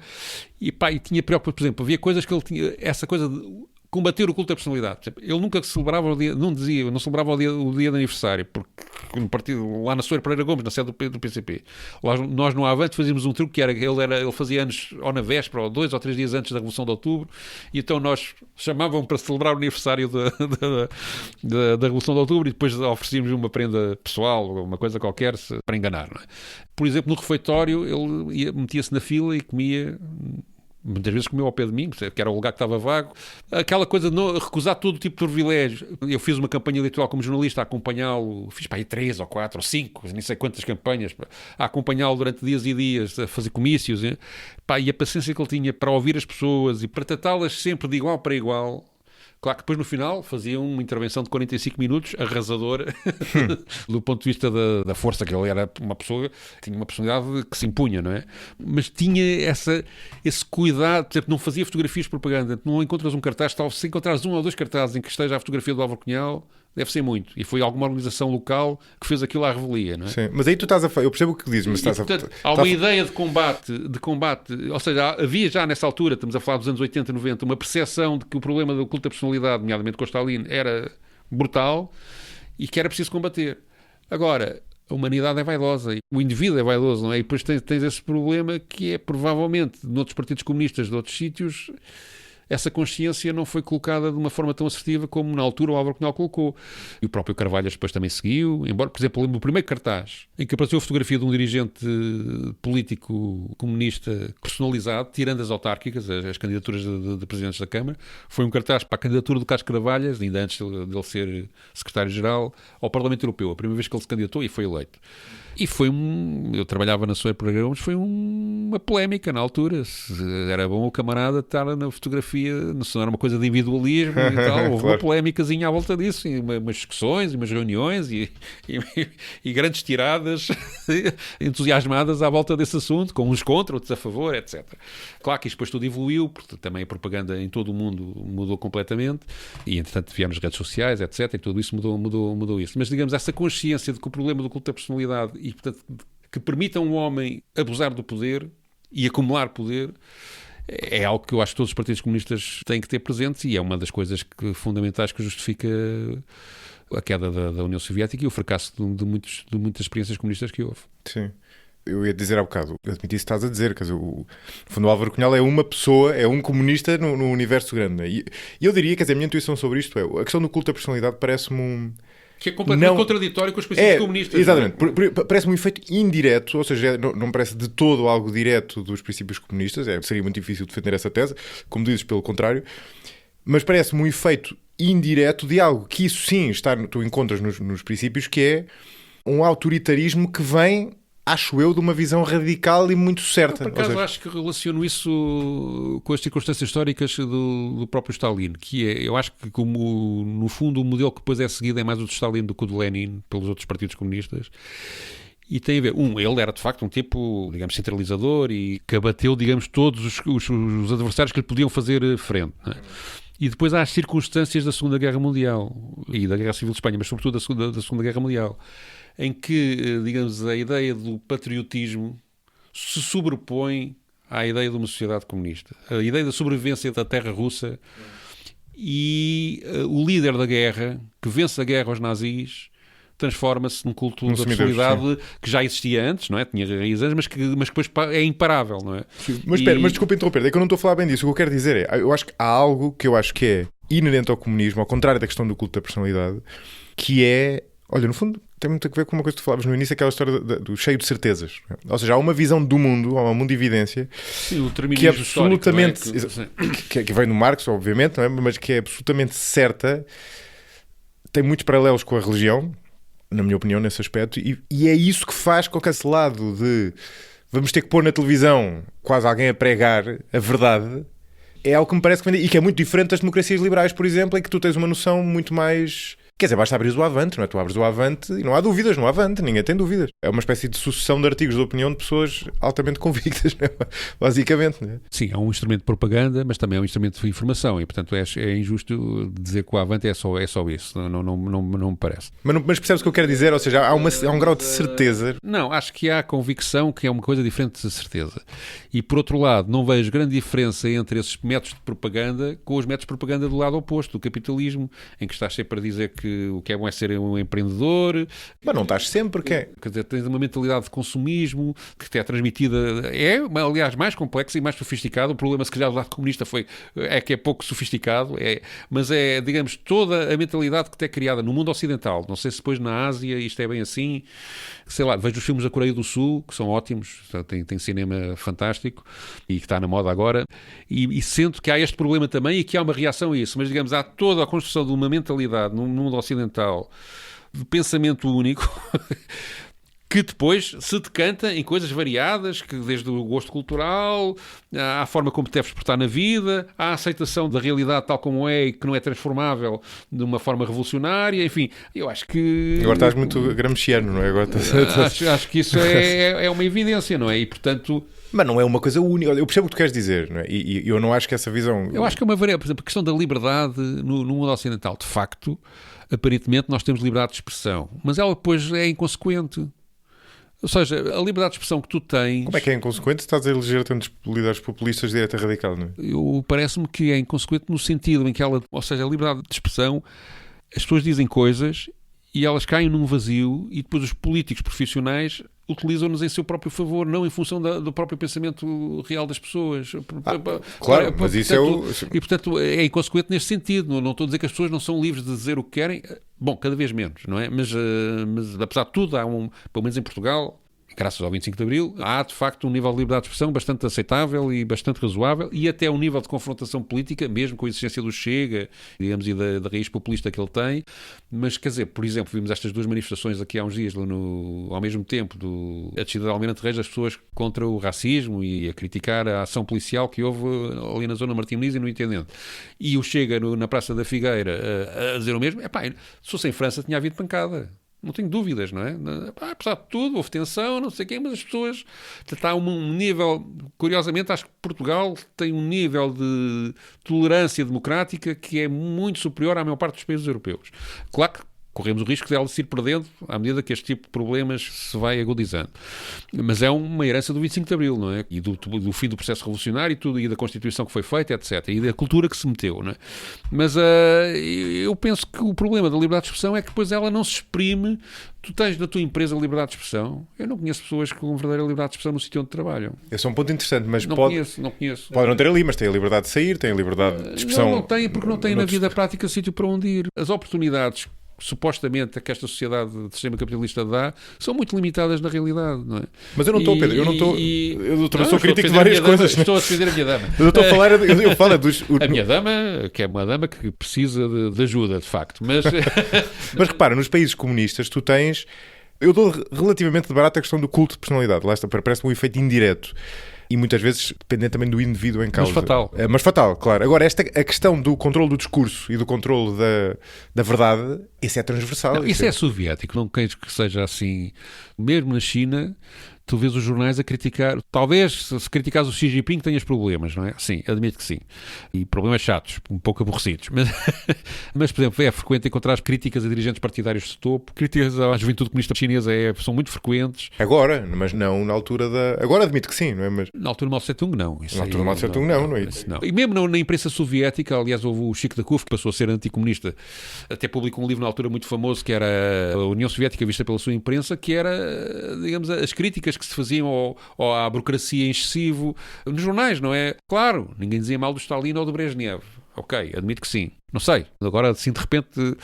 Mas digamos, a limitação principal é sim, não podia haver um partido democrata cristão e um partido social-democrata. Não havia uma democracia, no fundo. Porque uma democracia... Não havia uma democracia partidária, mas havia, pelo menos formalmente e constitucionalmente, depois na prática, enfim... Também é preciso ver que a história que se conta hoje em dia da União Soviética é escrita pelos vitoriosos da Guerra Fria. E, portanto, há mas muita coisa... Tens aqui uma oportunidade para reescrever. Não, mas o problema é que... Faltam dados a isso? Há muita coisa que eu não tenho hipótese de contrapor porque não tenho acesso a informação fiável, não é? Mas uma coisa que me parece evidente, que houve campos de concentração, perseguições, mortes, etc. Estou-me a lembrar do livro da Hannah Arendt sobre o totalitarismo, não é? Que é o mais famoso dessas áreas. O prefácio que ela faz é a negação do livro. Ela diz... Bom, estudei o nazismo, estudei o comunismo, estou a caricaturar o que ela diz, claro, que ela escreve muito bem e diz as coisas com uma forma muito inteligente. E, portanto, os dados que eu tenho aqui são sustentados em documentação do que eu tirei do nazismo, do fascismo italiano, dos regimes totalitários. Do comunismo não há documentação. E depois a razão porque ela dá, porque eles tinham vergonha do que faziam. É mesmo não conhecer os partidos comunistas, quer dizer, registram tudo. Não há documentação, sim. Não há documentação que comprova a maior parte dos massacres que ali são relatados. Então ela baseia-se em fontes orais, em outro tipo de relatos que não a documentação oficial. E isso é uma constante em todas as denúncias. Mas tens muitos números mas são números com estimativas, mesmo quando foram abertos os arquivos. Achas que os números das mortes do Stalin são exagerados? Não sei, até porque são contraditórios, tens números para tudo, conforme o historiador, não é? Agora, calma. Bastava haver 1000 mortos certo, sim, para aquilo não ser aceitável. Não é isso que está em causa. Estás num podcast que dura sempre mais de hora e meia, não corres o risco de ser descontextualizado. O problema é que a visão estoica que existe da União Soviética, em muitos aspectos, do meu ponto de vista, não tem credibilidade suficiente documental para ser dito da forma como é dito. Por outro lado, não há um espelho, uma crítica equivalente, vá lá, aos tais 200 anos de capitalismo, do ponto de vista sistemático, de analisar o capitalismo isoladamente. Mas é que também não podes fazê-lo. Do contexto do mundo. Então não podes porquê? Podes fazê-lo com o nazismo, mas com o capitalismo é mais difuso, tem muito mais variantes, é mais difícil fazer isso. Não é um sistema político, tens não é? O capitalismo é um sistema económico. Tens a fase, o início da Revolução Industrial, vá lá, pronto, ok. Tens a fase imperialista, não é? Do século XIX, tens depois as duas guerras mundiais, não estou a ver qual é a dificuldade. E tens o pós-guerra e a globalização, não é? Agora, não é? E não consegues estudar isto de uma forma... Não, consegues estudar, mas não é um sistema político. Aliás, quando saiu o livro lá em 91 ou 92, já não me lembro, do Livro Negro do Comunismo, que é o precursor desses números e dessas denúncias, também saiu 1 ano ou 2 depois a resposta, que era o Livro Negro do Capitalismo, e depois os números são parecidos. Académicos franceses de um lado contra académicos franceses do outro lado. E tudo aquilo é muito respeitável, mas francamente parece-me que é preciso mais tempo para retirar, ou seja, o fazer história é a batalha ideológica. Neste momento, sobretudo sobre a questão do comunismo e do capitalismo, aqui dou para os dois lados, né? É combate político puro, ideológico, e portanto sim, enfim, tem que estar o desconto. Não sou tão cínico assim. Agora, daqui a 200, 300 anos, provavelmente, já será possível, digamos, ter um equilíbrio em relação a isto. Mas nós, se pensarmos bem, também isto é sempre... Se nós pensarmos, tempo dos romanos, o viriato para nós é um herói. Para os romanos provavelmente era um terrorista. E portanto, a narrativa sobre um viriato ou sobre um sertório, o sertório será um traidor. Um traidor, romano, exato. Não é? Portanto, tudo é muito subjetivo. Não é? Contribua para a continuidade e crescimento deste projeto no site 45grauspodcast.com. Selecione a opção Apoiar para ver como contribuir, diretamente ou através do Patreon, bem como os benefícios associados a cada modalidade. Então, mas ainda bem que puxaste o tema do capitalismo, que é um tema incontornável, não sei como é que gastámos tanto tempo sem falar sobre esse tema. Porque aí é evidente que o capitalismo sempre teve efeitos colaterais negativos. Nem toda a gente acha que são os mesmos, mas está mais ou menos reconhecido. Agora, há algo que me parece evidente das últimas décadas, e tenho muita curiosidade de saber a tua visão sobre isso, que é a potência do capitalismo, digamos assim, ou seja, a potência geradora de prosperidade, digamos assim. Porque se tu recuares até à Guerra Fria, na altura havia de facto um confronto ideológico e um debate sobre qual dos dois modelos económicos, agora falo do modelo económico, não da questão política, qual dos dois modelos económicos era melhor. E havia, por exemplo, um factoide muito conhecido, não sei se conhecias esta, um livro acho que era o Paul Samuelson, que era um economista muito conhecido, que tinha um manual de economia em que ele, a certa altura, previa que o PIB da União Soviética ia ultrapassar o dos Estados Unidos. Isto, acho que, salvo erro, deve ter sido para nos anos 70, imagino eu. E depois, quando caiu a União Soviética, veio-se a descobrir que, pelo contrário, que a economia era altamente frágil, estava... Mas o capitalismo tem muitas virtudes nesse sentido. Isso, obviamente, que o Marx, aliás, identifica uma capacidade de se adaptar às novas circunstâncias que o comunismo não teve. O Marx achava que a Revolução Proletária ia acontecer naturalmente, né? Nesse aspecto. Sim, porque as contradições do capitalismo levavam a que ele se eliminasse a si próprio. Exato, não é? exato. E isso, quer dizer, ele não pôs prazo. Exato, não é? Ele não pôs prazo. Que é sempre seguro, é sempre seguro. Ele não pôs prazo. Como... Na União Soviética chegou a haver o prazo de que a sociedade comunista estaria construída, salvo erro, era em 86 ou 87. Sim. Não, ou em 96 ou 97. Sim. Foi por pouco. Creio que foi o Khrushchev que pôs isso como meta. Portanto, a verdadeira sociedade comunista estaria construída nessa altura, mas não chegou lá. Sim, os prazos são sempre complicados. Para voltar à religião... Aliás, é preciso dizer que nenhum partido comunista que chegou ao poder assumiu que tinha feito a sociedade comunista. Todos eles estavam ainda na fase, na fase até pré-socialista, teoricamente. Não é? Mas deixa-me voltar à minha pergunta para terminar o meu raciocínio. Portanto, quando cá a União Soviética percebe-se esse desequilíbrio enorme, e depois de lá para cá, é muito curioso, porque por um lado tu viste mais do que parecia, muito mais, eu diria, do que parecia naquele consenso do fim da história, para usar a expressão do Fukuyama, os efeitos colaterais negativos do capitalismo, aumento das desigualdades, etc. Na Rússia, estás a falar na Rússia? Não, no mundo, quer dizer no mundo. Ou seja, no fundo esse consenso pós-Guerra Fria que se gerou, consenso de Washington, etc., gerou certas capturas de poder, gerou desigualdade, gerou externalidades ambientais, por exemplo, só para dar alguns exemplos que confirmaram alguns efeitos colaterais negativos do capitalismo que ingenuamente as pessoas esqueceram naqueles momentos do pós-Guerra Fria em que essa vitória parecia tão retumbante que as pessoas esqueceram. Sim, quando apareceu a frase a ganância é boa, não é? Sim, exatamente, o filme. Mas por outro lado, também nas últimas décadas ficou, eu diria, visível como, se calhar nunca antes, a potência do capitalismo. Ou seja, tu tens desde logo este facto e depois tens a China, o crescimento brutal da China, que basicamente acontece quando o shopping abraça o capitalismo. Tens os tigres asiáticos, sei lá, até o próprio Chile. Ou seja, em todos estes sítios tu também tens os efeitos negativos, mas tens o efeito positivo, ou seja, no fundo o ponto aqui mas tu estás é uma a dar máquina de crescimento. efeito, tu estás a dar como efeito positivo para o mundo um crescimento económico Sim. mais acelerado do que nos ciclos anteriores. Não é mais acelerado, Muito mais acelerado. Mas esse crescimento económico é evidente, conhecemos a realidade portuguesa, vamos agarrar-nos a ela, não é? É evidente que, tirando uma franja relativamente pequena da população, os mais pobres de hoje são mais ricos que os mais pobres dos anos 70. Sim. Quer dizer, vivem um pouco melhor, mas o fosso social entre pobres e ricos aumentou grandemente. Relativo, não é? Sim. Ou seja, e por outro lado, o problema fundamental que o capitalismo está a criar é, digamos, o crescimento não pode ser infinito, é impossível, não é? Desculpa ser chato com isto, mas o que eu quero, isso é tudo verdade, mas se nós tivéssemos esta discussão, sei lá, nos anos 70, tu poderias dizer-me, tendo em conta os dados que havia na altura, com perfeita razoabilidade, Eu tenho que o muitos sistema livros comunista... sobre as maravilhas económicas Exatamente, não é? da Roménia, Exatamente. da Bulgária, Isso, tudo ou aquilo. seja, Sim, que é o sistema verdade. comunista não só era mais justo, como era mais gerador de prosperidade. Não era bem prosperidade, era mais justiça, mas também prosperidade. Também prosperidade. Também crescimento económico, não é? Sim. E as últimas décadas mostraram que a primeira questão permanece aberta para debate, né?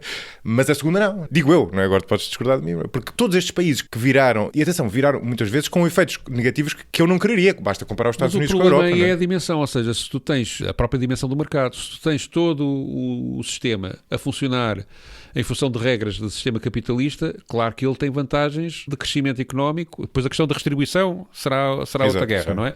De crescimento económico, que os sistemas da economia planificada, até porque a dimensão era mais pequena, não podiam acompanhar, não é? Portanto, havia logo o próprio mercado do planificado era inferior, a dada altura era 50-50, mais ou menos, Sim, não é? Nos anos 70, não é? Mas, digamos, a dimensão era mais pequena. Depois, o capitalismo tem uma vantagem sobre a economia planificada, que é, imagina, aliás, viu-se isso na corrida espacial, creio que é um bom exemplo, que é a União Soviética vai à frente, começa a propor um satélite, depois leva uma cadelinha, depois leva uma pessoa e está sempre à frente, Eu só não esteve à frente na chegada à Lua, na verdade, esteve à frente de todos os outros espaços. quando Politicamente o capitalismo decide, nós passamos uma vergonha se eles chegam à Lua primeiro que nós, e em 5, 6 anos, em 10 anos conseguem ultrapassar.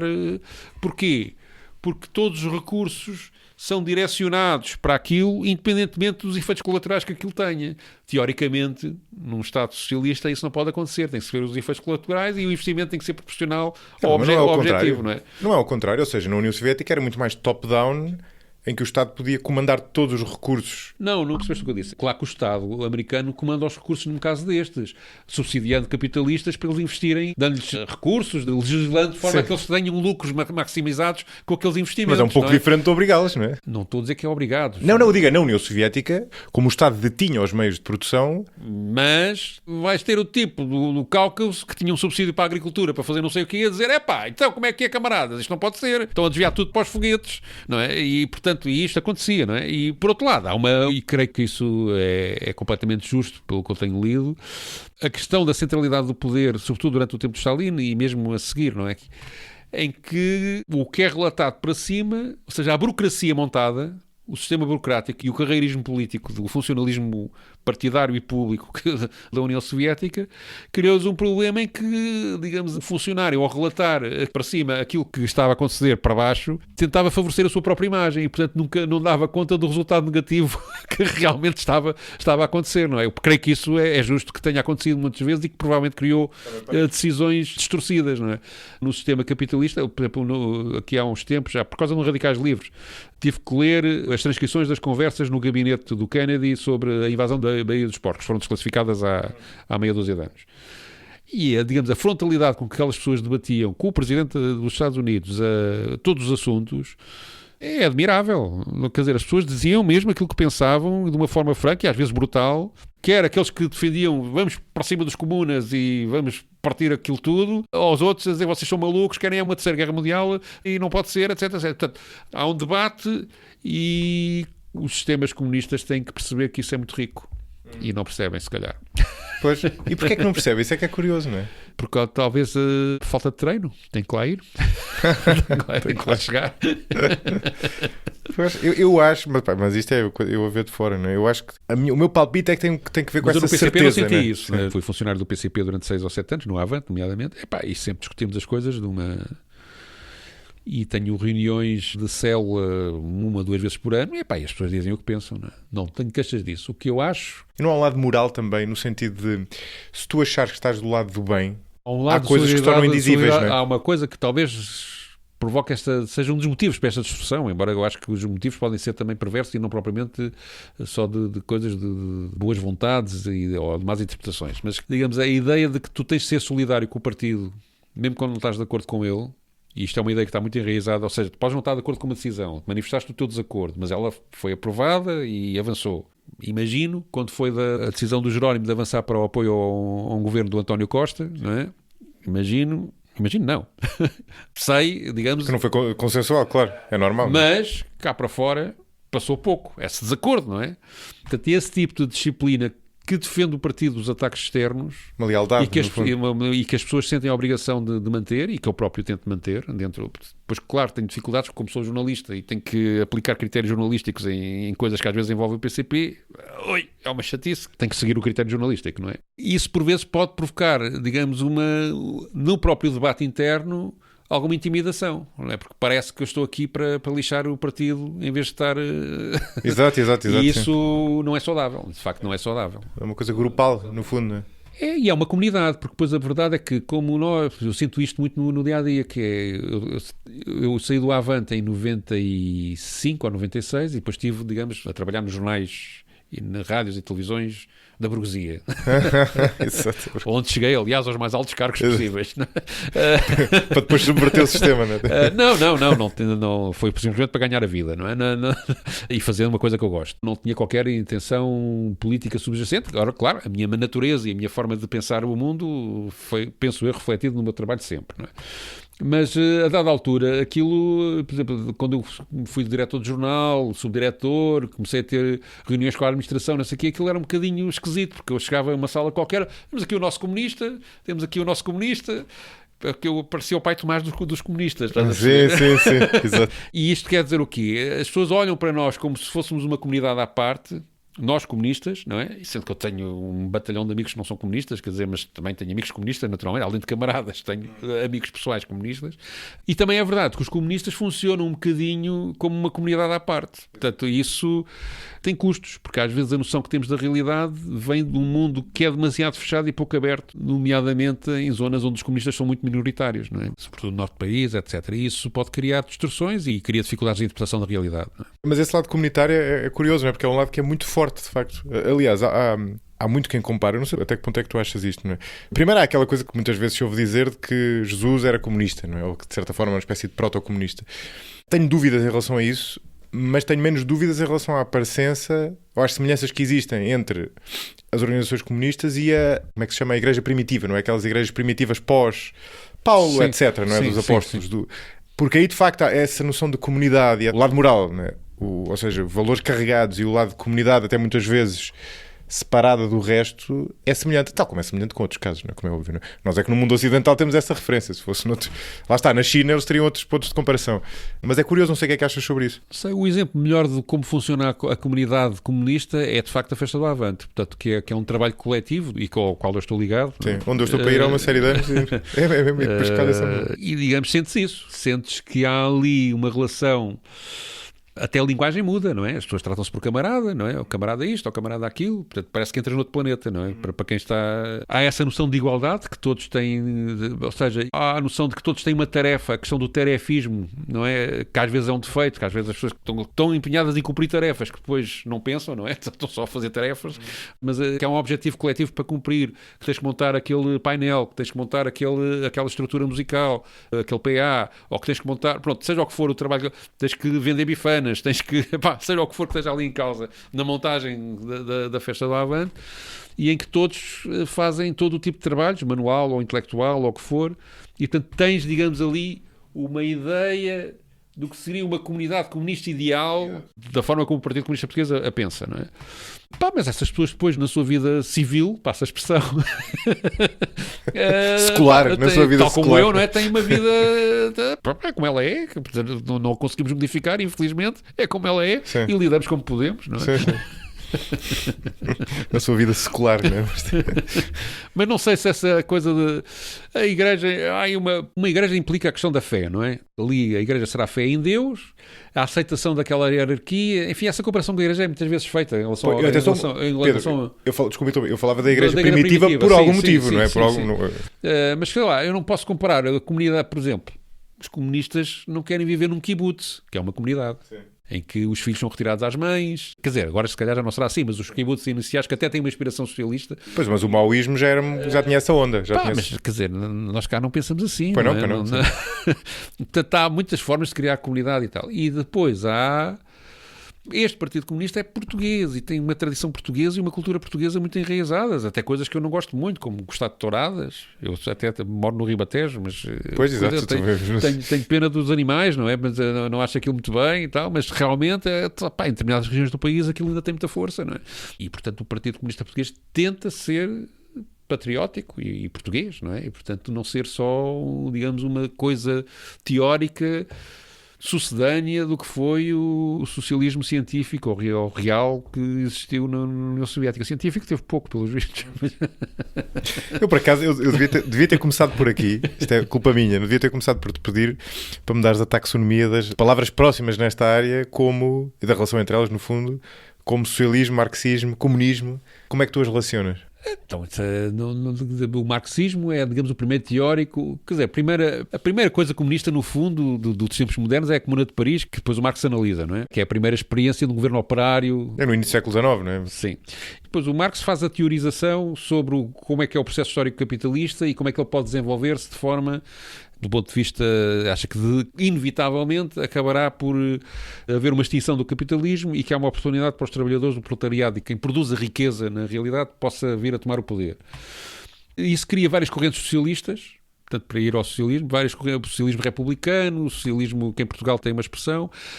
Também as próprias correntes anarquistas, no fundo, inspiram-se em Marx. Portanto, há muitas derivações depois a partir de Marx. O que depois há é o marxismo-leninismo, que é a mãe dos partidos comunistas, através do Lenin. O Lenin tem duas vertentes. Afina, de uma perspectiva adaptada à realidade russa, a teoria de Marx, e a adaptação tem muito a ver com a dimensão do império, o czarismo feudal, com características muito feudais. Portanto, em alguns aspectos, as relações de poder eram muito pouco coincidentes com o capitalismo que já existia em França e na Inglaterra, sobretudo na Inglaterra e na Alemanha. Sim, a servidão tinha acabado há décadas, poucas décadas. Eu acho que ainda existia. Tenho a impressão que quando o Lenin começa a escrever, ainda pois, existia. Na prática devia existir. Existia, não é?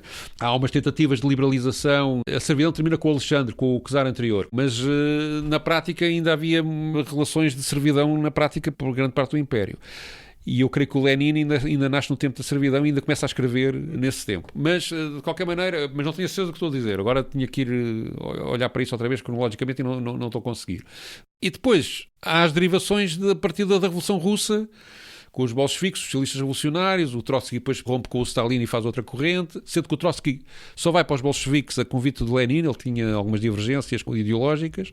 A Rosa Luxemburgo. Portanto, há toda uma série de pessoas que criam correntes diversas e formas diferentes. Depois, com o Stalin, aquilo unifica-se um bocado. Ligeiramente. E depois há a corrente maoísta e depois há outras experiências diferentes, nomeadamente a cubana, que tem características originais, não é? E hoje em dia a do Vietnã também. O Vietnã também, hoje em dia, é um sistema em que o capitalismo tem muita força, não é? Também, mas, enfim, ainda se reivindicam da herança comunista. E, portanto, essas palavras estão agarradas a momentos históricos específicos, no fundo. Depois o socialismo deriva também para a social-democracia, que tem uma grande saída na Europa a seguir à Primeira Guerra Mundial e à Segunda. E depois ainda há a corrente britânica, que vem dos trabalhistas, que são socialistas, não é? Mas depois que são socialistas e que têm interiormente também comunistas. E essa corrente também tem originalidades. Portanto, também não é exatamente igual ao... depois há comunismo em sítios onde eu nem sei que existe. Na antiga Birmânia havia comunismo. Portanto, há assim umas coisas que eu não conheço, não é? Na Grécia há um partido comunista forte, relativamente forte, não é? Na Europa Ocidental, apesar de tudo, ainda mantém o da Grécia e Chipre também. O Partido Comunista Francês está muito debilitado, mas já está melhor do que há uns anos. Apesar de tudo, teve um crescimento nos últimos tempos. No Brasil também houve um comunismo dividido. Há dois partidos comunistas e com características diferentes um do outro. e tem estado na luta, tem estado muito ligado ao Lula ultimamente, mas com algum protagonismo. Enfim, e na América Latina há muitos partidos comunistas, não é? Muito... Sim, e depois tens a teologia da libertação, tens toda uma série de coisas. E eu acho o comunismo o livro mais brutal, antigo, que denuncia os problemas do comunismo que eu li é o homem soviético da Bielorrússia que ganhou o Prémio Nobel, agora não me estou a lembrar do nome dela, o Prémio Nobel de Literatura. E ela, numa entrevista ao público, que é onde ela cá teve, aquilo é montado, ela era jornalista, e montou, através de histórias reais, uma narrativa. Ou seja, são narrativas de pessoas que viveram problemas do cotidiano e alguns brutais. A Queda do Homem Soviético, é assim que chama o livro. Já agora recomendo. Que é anticomunista. É um livro... Parece anticomunista, não é? E ela conta aquilo tudo, as distorções todas do sistema soviético estão lá, no dia-a-dia, do que é que as pessoas sofreram, de facto, sobretudo nos anos 80 e na fase final, não é? E na entrevista ao público ela pergunta, tal, não sei o quê, o comunismo, tal. O comunismo é uma necessidade humana, vai ter que existir. Porque senão o planeta morre e nós acabamos todos em guerra uns com os outros, não é? E eu penso como ela, que com os defeitos que tiveram essas experiências, apesar de tudo, e ela vive hoje na pele, não é? E escreveu um livro que lhe deu um prémio Nobel a premiar o seu anticomunismo e o talento, sintetizando tudo o que se passa no mundo, acaba por achar que o comunismo é mesmo uma necessidade humana. E eu penso isso também. Eu, por acaso, agora fiquei curioso de ler a entrevista, mas eu percebo o que tu queres dizer, não é? Agora... Tu dizes, com todos os defeitos que teve. Mas os defeitos que teve foram... O Stalin, lá está. Pode haver... Os defeitos do capitalismo que provoca guerras em todo o mundo... por favor, quer dizer... Não é diferente. Não é diferente. É diferente? É como, claro que é diferente. O nazismo e o capitalismo têm o mesmo efeito. Claro que é diferente, mas o número de vítimas é semelhante. Mas a responsabilidade moral de mandar as pessoas para campos de concentração... Sim, mas a responsabilidade moral de um holocausto em Gaza é semelhante, não é? Mas o que é que o holocausto em Gaza tem a ver com o capitalismo? Vamos lá ver. O que estamos a fazer aqui é o capitalismo ocidental a tentar impor-se ao resto do mundo, ao mundo islâmico neste caso. É o que está a acontecer, não é? Explicar a atitude de Israel com o capitalismo... Não, mas a atitude de Israel tem a salvaguarda do sistema capitalista todo, nomeadamente norte-americano, não é? Portanto, Sim, acho que é muito mais do que... Se lhe cortassem a fonte de financiamento, Israel não fazia o que fez. Não tinha o armamento que tem. Claro, não mas tinha... isso é verdade para tudo. Portanto, se bem que Israel não tem um exército melhor só por ter mais dinheiro, não é? Pois não sei discutir isso, que não sou técnico militar. Mas, digamos, há todo um suporte. Israel não estaria autorizado. Imagina que era o Irão que estava a fazer isto. Não deixavam. Sobre cristãos. Imagina que o Irão estava a fazer isto sobre cristãos ou sobre mulheres, não é? Sim. O mundo não deixava. O capitalismo não deixava, não é? Portanto, as potências, sim, claro. Mas em tempos não era o capitalismo, era a União Soviética, não é? Ou era uma luta entre os dois, não é? Não, as guerras que aconteceram ao longo do século XX, quase todas foram provocadas por o capitalismo. As próprias guerras da Segunda Guerra Mundial, no fundo, porque o nazismo e o fascismo são sistemas capitalistas, foram provocados pelo capitalismo. Não é? Eu percebo isso, mas isso começa a ficar muito próximo daquela coisa daquela analogia do que até o martelo está sempre a ver pregos em todo lado. O nazismo é um sistema capitalista. Então não é? Tinha um controlo... Não é um sistema neoliberal, mas é um sistema capitalista. Ou seja, se tu esticas muito a definição, cabe lá tudo dentro. Não cabe o comunismo, é verdade. É um sistema capitalista. Como o Estado Novo era um sistema capitalista. Ou seja, o capitalismo tem esta capacidade de poder funcionar com ditaduras, com democracias. Isso é outra coisa. Aliás, com regimes supostamente comunistas. Não, eu não... Por exemplo, certo, exatamente, sim. E portanto, tem essa elasticidade. E o Marx, aliás, identificava isso também, não é? Mas isso é um bocado como aquela malta que diz que porque Portugal é um país socialista. O problema aqui é que as pessoas tentam opor o comunismo à democracia. Não, o comunismo opõe-se ao capitalismo, não é à democracia. E o que está aqui é que todo o sistema mundial neste momento é completamente capitalista e, além de provocar, na minha opinião, vítimas em excesso, quer dizer, completamente, quer do ponto de vista de exploração humana do trabalho, das pessoas, das condições de vida, etc., quer as guerras, não é? A guerra da Ucrânia, para mim, é uma guerra entre sistemas capitalistas. É outra vez a história do martelo, não é? Ou seja, uma coisa é dizer, olha, isto é um fator relevante que convém considerar, o sistema económico dos países, certo? Mas daí a achar que a guerra da Ucrânia... Na Ucrânia, o que está em causa são recursos. É os cereais, é o gás, mas quando Stalin... é a principal causa, não é? Claro, mas quando o Stalin invadiu, sei lá, a Polónia, também estava, entre outras coisas, à procura de recursos, ou quando anexou outros países, quer dizer, e não era capitalista. Não invadiu a Polónia. O Tito não deixou... Isso não é verdade. Onde é que ele invadiu a Polónia? Houve uma guerra na Polónia... Não, estou a dizer durante quando fez aquele acordo com o Hitler, era a divisão da Polónia, não é? O acordo com o Hitler foi feito depois do Chamberlain ter proposto um acordo ao Hitler semelhante e depois do Stalin ter pedido ao Chamberlain para se unirem contra o Hitler. Portanto, isso também é uma história completamente mal contada. Mas conta. Há uma sequência que é... Toda a gente percebeu que o Hitler era uma ameaça, quer o lado inglês, quer o lado soviético. e a União Soviética estava desarticulada do ponto de vista militar por causa da Guerra Civil de Espanha, em que o Stalin matou os líderes todos, do Exército Vermelho, por incompetência, não é? Alegadamente por incompetência, e estava debilitado do ponto de vista militar. Sim, havia esse problema. E quando se percebe que o Hitler vai de facto avançar, há dois movimentos. Ele tenta fazer um acordo com o Chamberlain, que é o primeiro-ministro inglês, para unir, no fundo, fazer os aliados contra o Hitler, e o Chamberlain diz que não. E ele vira-se para o Hitler antes que fosse invadido. Foi para se proteger. E sim, arranjou o pretexto da Polónia, mas acho que nem sequer ocupou o terreno nessa altura, não é? Foi só o Hitler que invadiu a Polónia em 39, não me lembro dos soviéticos invadirem em 39, mas admito que no papel tivesse lá isso. Mas ele, no fundo, o que ele queria era garantir 2 ou 3 anos, e como conseguiu 2, de não invasão para se poder rearmar, não é? E a verdade é que os ingleses recusaram, e o Chamberlain também tinha proposto um acordo de paz com o Hitler, concedendo-lhes a República Checa primeiro. Muito bem sucedido. Olha que eu também não sei se a história é justa em relação ao Chamberlain, não é? Porque nas circunstâncias é muito fácil também julgar. Claro, não. Julgar a posteriori, sim, nas circunstâncias daquela época. Claro, ele foi recebido como um herói em Londres na altura. Não sei se ele teria muito... Sim, é verdade que o Churchill criticou logo o acordo e depois foi de facto, durante a Segunda Guerra foi fundamental para manter aquele país a aguentar-se em relação à invasão nazi ou aos bombardeamentos nazis. Mas, digamos, a interpretação que se tira desses factos na altura tem que ser contextualizada, de facto, porque senão as pessoas... É a história escrita pelos vencedores de novo, não é? Neste caso pelo Churchill. Mesmo o processo que levou o Hitler ao poder... Eu acho que muitas vezes é mal contado, porque a verdade ele é eleito e havia, digamos, uma degradação na Alemanha provocada pelo capitalismo, que tentou, sendo a Alemanha derrotada na Primeira Guerra Mundial, tentou dilapidar tudo o que pôde, todas as riquezas da Alemanha, e criaram naquele povo um sentimento de revolta e de desespero que teve aquela saída, não é? E, portanto, há razões para, além de tensões internas e desordens E havia 2 vias, de facto, uma parte da população virou-se para os comunistas alemães e outra parte para os nazis, exato, não é? Sim. Porque queriam era mudar aquele poder político e, portanto, há ali uma... e podia ter calhado os comunistas, sim. Sim, no fundo é o Partido Social Democrata, que na altura chamava-se assim, que se divide e cria ali e há uma aliança depois do centro com o nazismo, circunstancial, mas houve, contra os comunistas. Portanto, achavam que o comunismo era um perigo maior do que o nazismo, não é? Portanto, os moderados. Lá está. Essa é uma constante ao longo da história.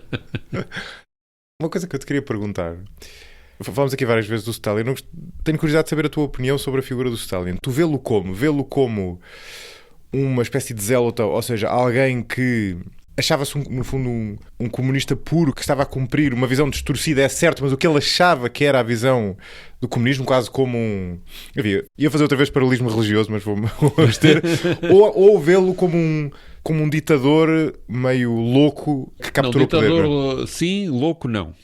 Acho que era até muito racional nas suas decisões, sendo que a racionalidade era brutal. Mas não o vejo como um ditador louco. Temos essa imagem do Hitler, parece um ditador louco. Também não sei se era assim tão louco como isso. Não é? Tens razão. Na verdade defini mal a questão. As alternativas é mais entre alguém que achava que era um comunista como devia ser, que estava a cumprir, no fundo, o manual, digamos assim, na interpretação dele, ou um tipo sedento por poder. Não sei se era sedento pelo poder. Acho que o Lenin, na fase final da vida, nos últimos dias, recomendou ao Comitê Central, antes de morrer, que escolhessem o Trotsky em vez do Stalin como líder do partido, porque achava que ele era demasiado brutal. A expressão é esta, demasiado brutal. Um excelente camarada, muito enérgico, mas que, digamos, não tinha uma empatia. A ideia que dá, não são estas as palavras que ele usa, mas que não teria uma capacidade de empatia humana que permitisse uma governação razoável do partido e do Estado. E eu creio que talvez o problema fundamental dele é que, de facto, ele sentia uma falta de empatia pelas pessoas. Ou seja, tinha uma teorização de que os desfavorecidos tinham que tomar o poder, mas depois, individualmente, pessoa a pessoa, provavelmente... Mas, claro que também, tudo o que nós sabemos sobre o Stalin é contado por quem odeia o Stalin, não é? E, portanto, eu não sei se tenho a imagem correta do Stalin nesta altura. Acredito na maior parte das coisas que se contam sobre ele. Não estou a pôr em causa... porque aí há documentação, e nomeadamente sobre há relatos de reuniões, há coisas que estão documentadas sobre o comportamento dele que são suficientes para lhe tirar um perfil, mas a interpretação que são feitas sobre esses factos é muitas vezes feita com o nosso olhar de hoje em dia e não com o olhar da época. Eu imagino o que é, digamos, ele chega ao poder como? Num processo revolucionário, logo a seguir a uma guerra civil, em que há traições constantes e, sobretudo, em que as pessoas não têm a preparação ainda que uns anos mais tarde tinham. Por exemplo, o Exército Vermelho Ainda aqui há, por causa das questões da Ucrânia, e aqui há uns tempos, vi um comentador na televisão, e depois, aliás, também por causa do Meio Oriente, um comentador na televisão a dizer que a União Soviética perseguia os judeus. Quando a União Soviética foi o primeiro Estado a aprovar, a reconhecer a independência de Israel.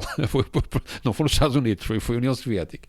E o Lenin e o Trotsky, quando formam o Exército Vermelho, uma das coisas que havia era o Exército Branco, que era o protagonista da Guerra Civil.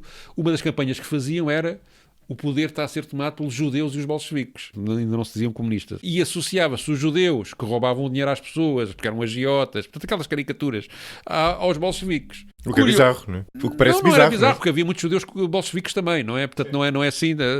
E depois há combates, a guerra dura uma série de tempo, e o Exército Branco, nos sítios onde passava, eliminava os judeus que encontrava. Fazia programas mesmo. Aliás, os primeiros programas para judeus são feitos pelo Czar, pelo Nicolau, dentro da Rússia.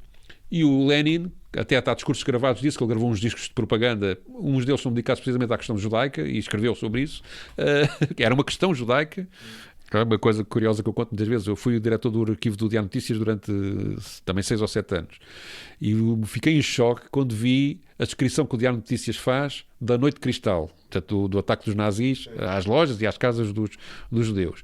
E então, sabes qual era o texto que o descreve? Descreve os acontecimentos, a versão do Goebbels, a versão... Portanto, tem as declarações das pessoas, dos protagonistas e tal, mas o texto diz: o partido racista isto, o partido... como se fosse uma coisa normal. Como se fosse um partido socialista. Estás a perceber? Sério, incrível isso. O tom é o partido racista. Descritivo, sim, como se fosse uma... descritivo. É uma coisa brutal. Mas estava a dizer... Sério, isso está algures online ou... Não está online, mas está acessível no arquivo do Diário Notícias. Mas isto era uma à parte. E o Lenin tinha feito várias coisas a dizer que os judeus não podiam ser perseguidos, que eram, pronto, a igualdade, etc, etc. Uma coisa completamente anti-xenófoba e antirracista. Mas no Exército Vermelho começou a haver, nos combates, depois iam ocupar território do Exército Branco, começaram também, o ódio aos judeus estava tão implementado pela propaganda anti-judaica, que já vinha do tempo dos czares, começavam também a atacar os judeus. Então teve que haver penalizações e até penas de morte para membros do Exército Vermelho que mataram os judeus. Isto para dizer o quê? Há uma cultura de violência naqueles anos, nos anos 20, 30, 40, e o Stalin começa na prática nos anos 30 até aos anos 40, até à Segunda Guerra Mundial, uma cultura de traições, em que o jogo político em que se elimina o adversário é banal e é comum a todos os lados políticos, em que, portanto, isto, claro que depois ele transforma aquilo para o inimaginável, não é? É evidente que isso é verdade, mas, digamos, há uma raiz que, de certa forma, justifica aquele tipo de comportamento, e achar que é normal poder-se mandar pessoas para uma pena de morte sem apelo nem agravo por razões políticas, não é? Ou por razões de Estado. Sim, eram tempos de grande violência. E atenção que isto também no Ocidente também aconteceu até muito tarde. Das eliminações físicas de movimentos independentistas, todos os Estados colonizadores eliminaram adversários políticos africanos, nomeadamente. Patrice Lumumba, por exemplo, foi morto pela Bélgica e pela CIA, pelos serviços secretos ingleses, não é? E, portanto, há toda uma cultura... Fora de portas das democracias coisas europeias. Para nós, hoje em dia, se calhar agora com estas guerras estão a voltar, mas, digamos, para nós é um bocado impensável haver esse tipo de comportamentos, pelo menos aqui nas sociedades ocidentais, eram coisas relativamente banais nos anos 20 e 30 em quase todo o mundo, não é? E isso é preciso levar em conta. Não desculpa, de qualquer maneira, não é? Atenção, quero insistir nisto, não é? Não desculpa, de qualquer maneira, aquilo... Portanto, sim, eu percebo. Estás a dizer que o Stalin fez a seguir. Agora, o Stalin certamente é um ditador, não tenho dúvidas nisso. Acho que estava convencido que estava a construir a sociedade mais justa possível. Agora, não estava. Pois, mas certo, acho que estava convencido mas acha que ele estava convencido disso? Sim. Isso é interessante. É uma questão que eu já pensei muitas vezes. É sempre... Aliás, em relação a figuras desse género... Se vires a propaganda soviética dessa altura, tens coisas horríveis. Por exemplo, o retrato de Stalin nas manifestações, com o do Lenin. O Lenin escreveu também muito sobre a questão do culto da personalidade e condenava isso, né? E o Álvaro Cunhal é muito de leituras de Lenin, e muito do que ele escreveu tem, digamos, reinterpretações ou aprofundamentos daquilo que o próprio Lenin escreveu. E ele escreveu muito. Eu li um quinto para aí do que o homem escreveu, que aquilo são volumes e volumes e volumes e volumes, e acho que nem tenho tudo. Mas já está tudo traduzido em português, ou pelo menos a maior parte, pelas edições Avante, claro. O Stalin, de facto, cultivou a personalidade, e isso implica que, do ponto de vista pessoal, ele podia, de facto, não ter essa pureza que não podia ter, não é? Não podia ter. Portanto, havia ali uma distorção que foi fatal, não é? Que foi fatal para muita gente, não é? E depois há uma coisa que é o exercício do poder muda as pessoas, não é? Mesmo o espírito mais democrático quando é posto em causa, tem ali uma certa tendência para... E então, se não tem um espírito democrático...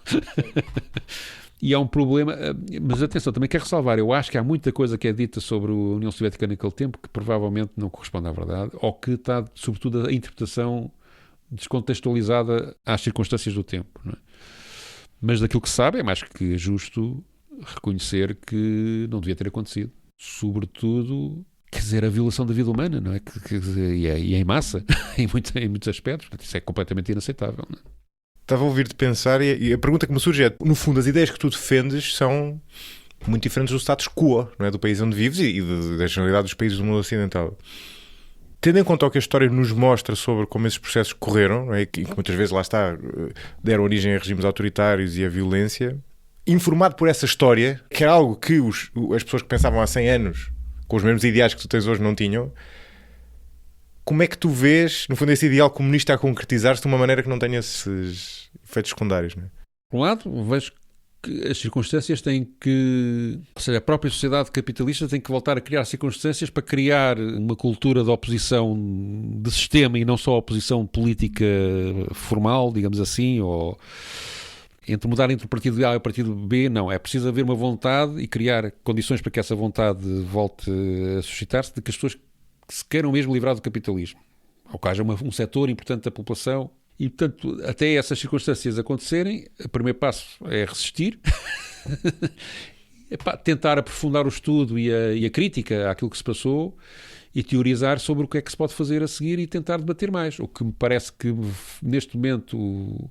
os partidos comunistas e todo o mundo o que têm que fazer é perceber nesta nova realidade. Entretanto, tecnologicamente isto teve tantas alterações, a sociedade teve tantas alterações, a relação de forças entre as várias potências mudou tanto, as próprias alianças são outras, as relações de trabalho mudaram completamente, vem agora aí a inteligência artificial que muda até o próprio conceito do que são meios de produção.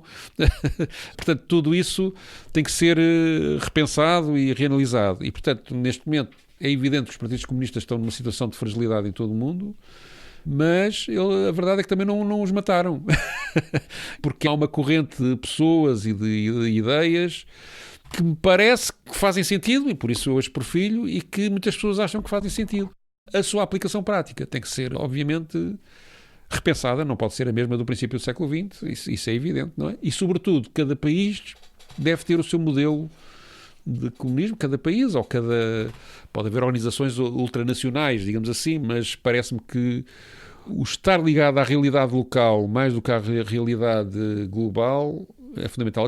Uma das questões do início do comunismo foi precisamente como espalhar o comunismo pelo mundo, que aliás dividiu o Trotsky e o Lenin e o próprio Stalin, e de como é que isso se fazia, não é? Por acaso não me lembro porque é que o Trotsky... O Stalin foi mais nacionalista, não é? Mas o Lenin e o Trotsky... A ideia havia, digamos, basicamente duas grandes correntes, que era centralizar na União Soviética e espalhar o comunismo no mundo, ou fazer revoluções em vários sítios. Portanto, basicamente, de grosso modo... Simplificando, sim. Havia estas duas correntes. Hoje essa realidade é completamente diferente e tem que ser vista de uma forma completamente diferente. Acho que o primeiro passo é resistir e não desistir. E o resto é ter abertura de espírito para não ficar demasiado agarrado a dogmas, mas também não violar alguns princípios básicos, nomeadamente aqueles que dão mais força ao capitalismo hoje em dia.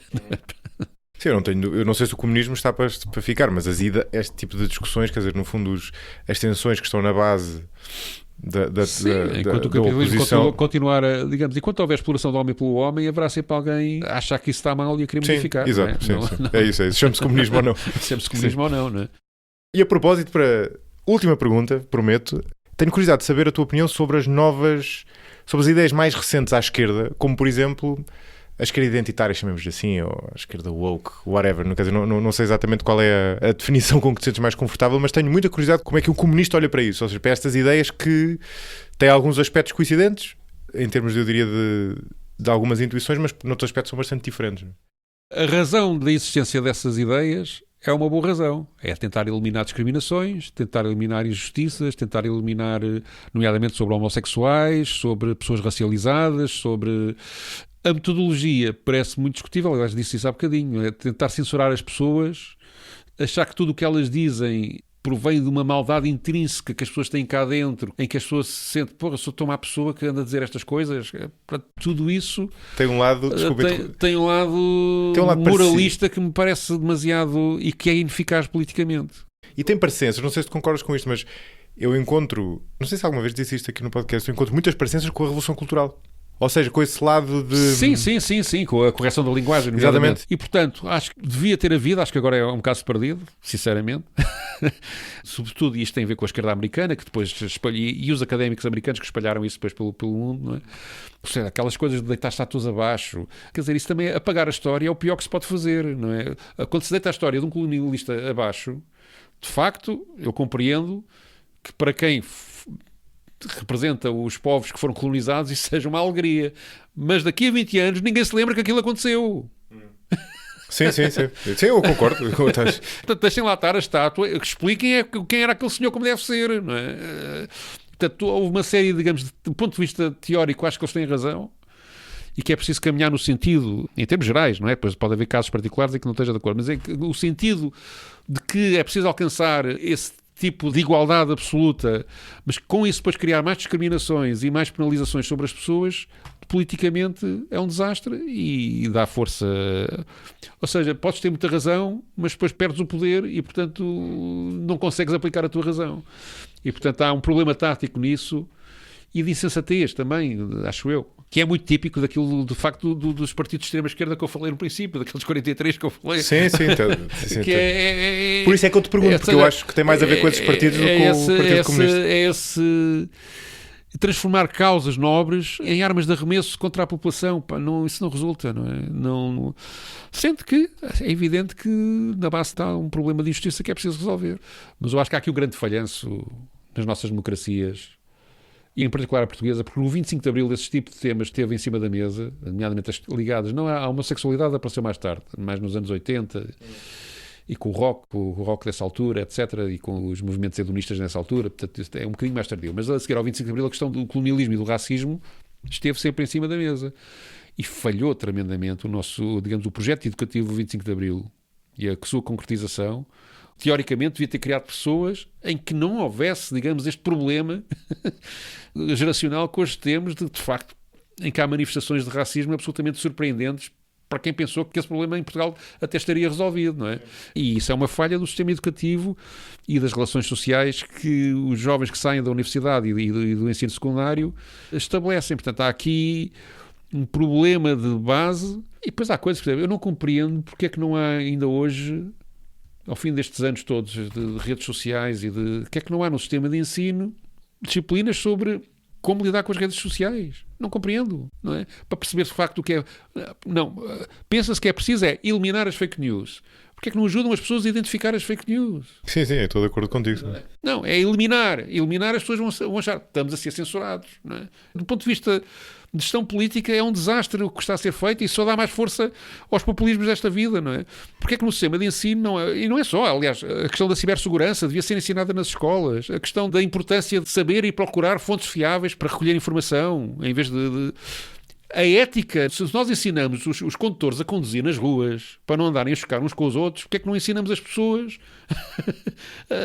a lidar nas redes sociais com o mínimo de ética e o mínimo de responsabilidade? Não, a solução que temos, ou que essas pessoas têm, é censurar. Epá, não vai dar bom resultado. Até que depois os critérios da censura vão se virar contra elas. Um dia serão elas que serão censuradas, porque o poder, entretanto, mudou e utilizando os mecanismos claro, é o perigo dessas coisas, claro. Para terminar, não sei que livro é que tens para recomendar. Já recomendaste um? Sim, recomendei, não me lembro da autora, mas eu queria recomendar como este. Saímos agora dos 50 anos do 25 de Abril e houve aquela comemoração do 25 de Novembro na Assembleia da República.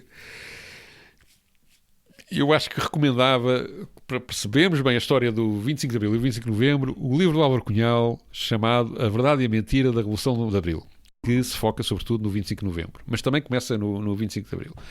O homem até parece um jornalista, documenta, cita fontes e conta as coisas todas como, na perspectiva dele, se passaram. Mas, sobretudo, desmonta alguns dos mitos que se criaram, nomeadamente sobre a participação do Partido Comunista no 25 de Novembro, sobre o comportamento de uma série de pessoas da altura, sobre o papel da extrema-direita da altura e dos espinolistas da altura. Tudo isso está a ser reescrito Por isso é que depois, quando vejo as coisas do Stalin, sei lá se isto que estão a contar agora que foi mesmo assim, ou se não é um bocado mais ao lado. Porque assisto a discursos e a afirmações que não colam com a própria realidade, que apesar de tudo eu ainda assisti, não é? E, portanto, recomendo esse livro. Sim, boa recomendação. Por acaso fico com curiosidade para ler. Eu tenho um do Álvaro Cunhal guardado para ler, mas é o... Como é que é? A obrigação moral dos comunistas? Como é que é? Superioridade moral dos comunistas. Mas isso é um folheto. A superioridade moral dos comunistas. Isso é um folheto, atenção. Pelo título, não, isso é um folheto, captou logo a minha atenção. É um folheto com umas 30 ou 40 páginas, não é? É um livrinho pequenino, que era ensinar os presos. Tinha duas vertentes. Uma, ensinar o comportamento na clandestinidade, a ter na clandestinidade durante o Estado Novo. E essa superioridade moral do comunista era porque os comunistas eram acusados de comer criancinhas, de darem injeções na orelha atrás dos velhotes, de serem depravados, de serem... E, portanto, o que ele queria dizer era, não, tu, comunista, tens superioridade moral sobre essa gente toda que te anda a dizer mal de ti e que... Era nesse sentido?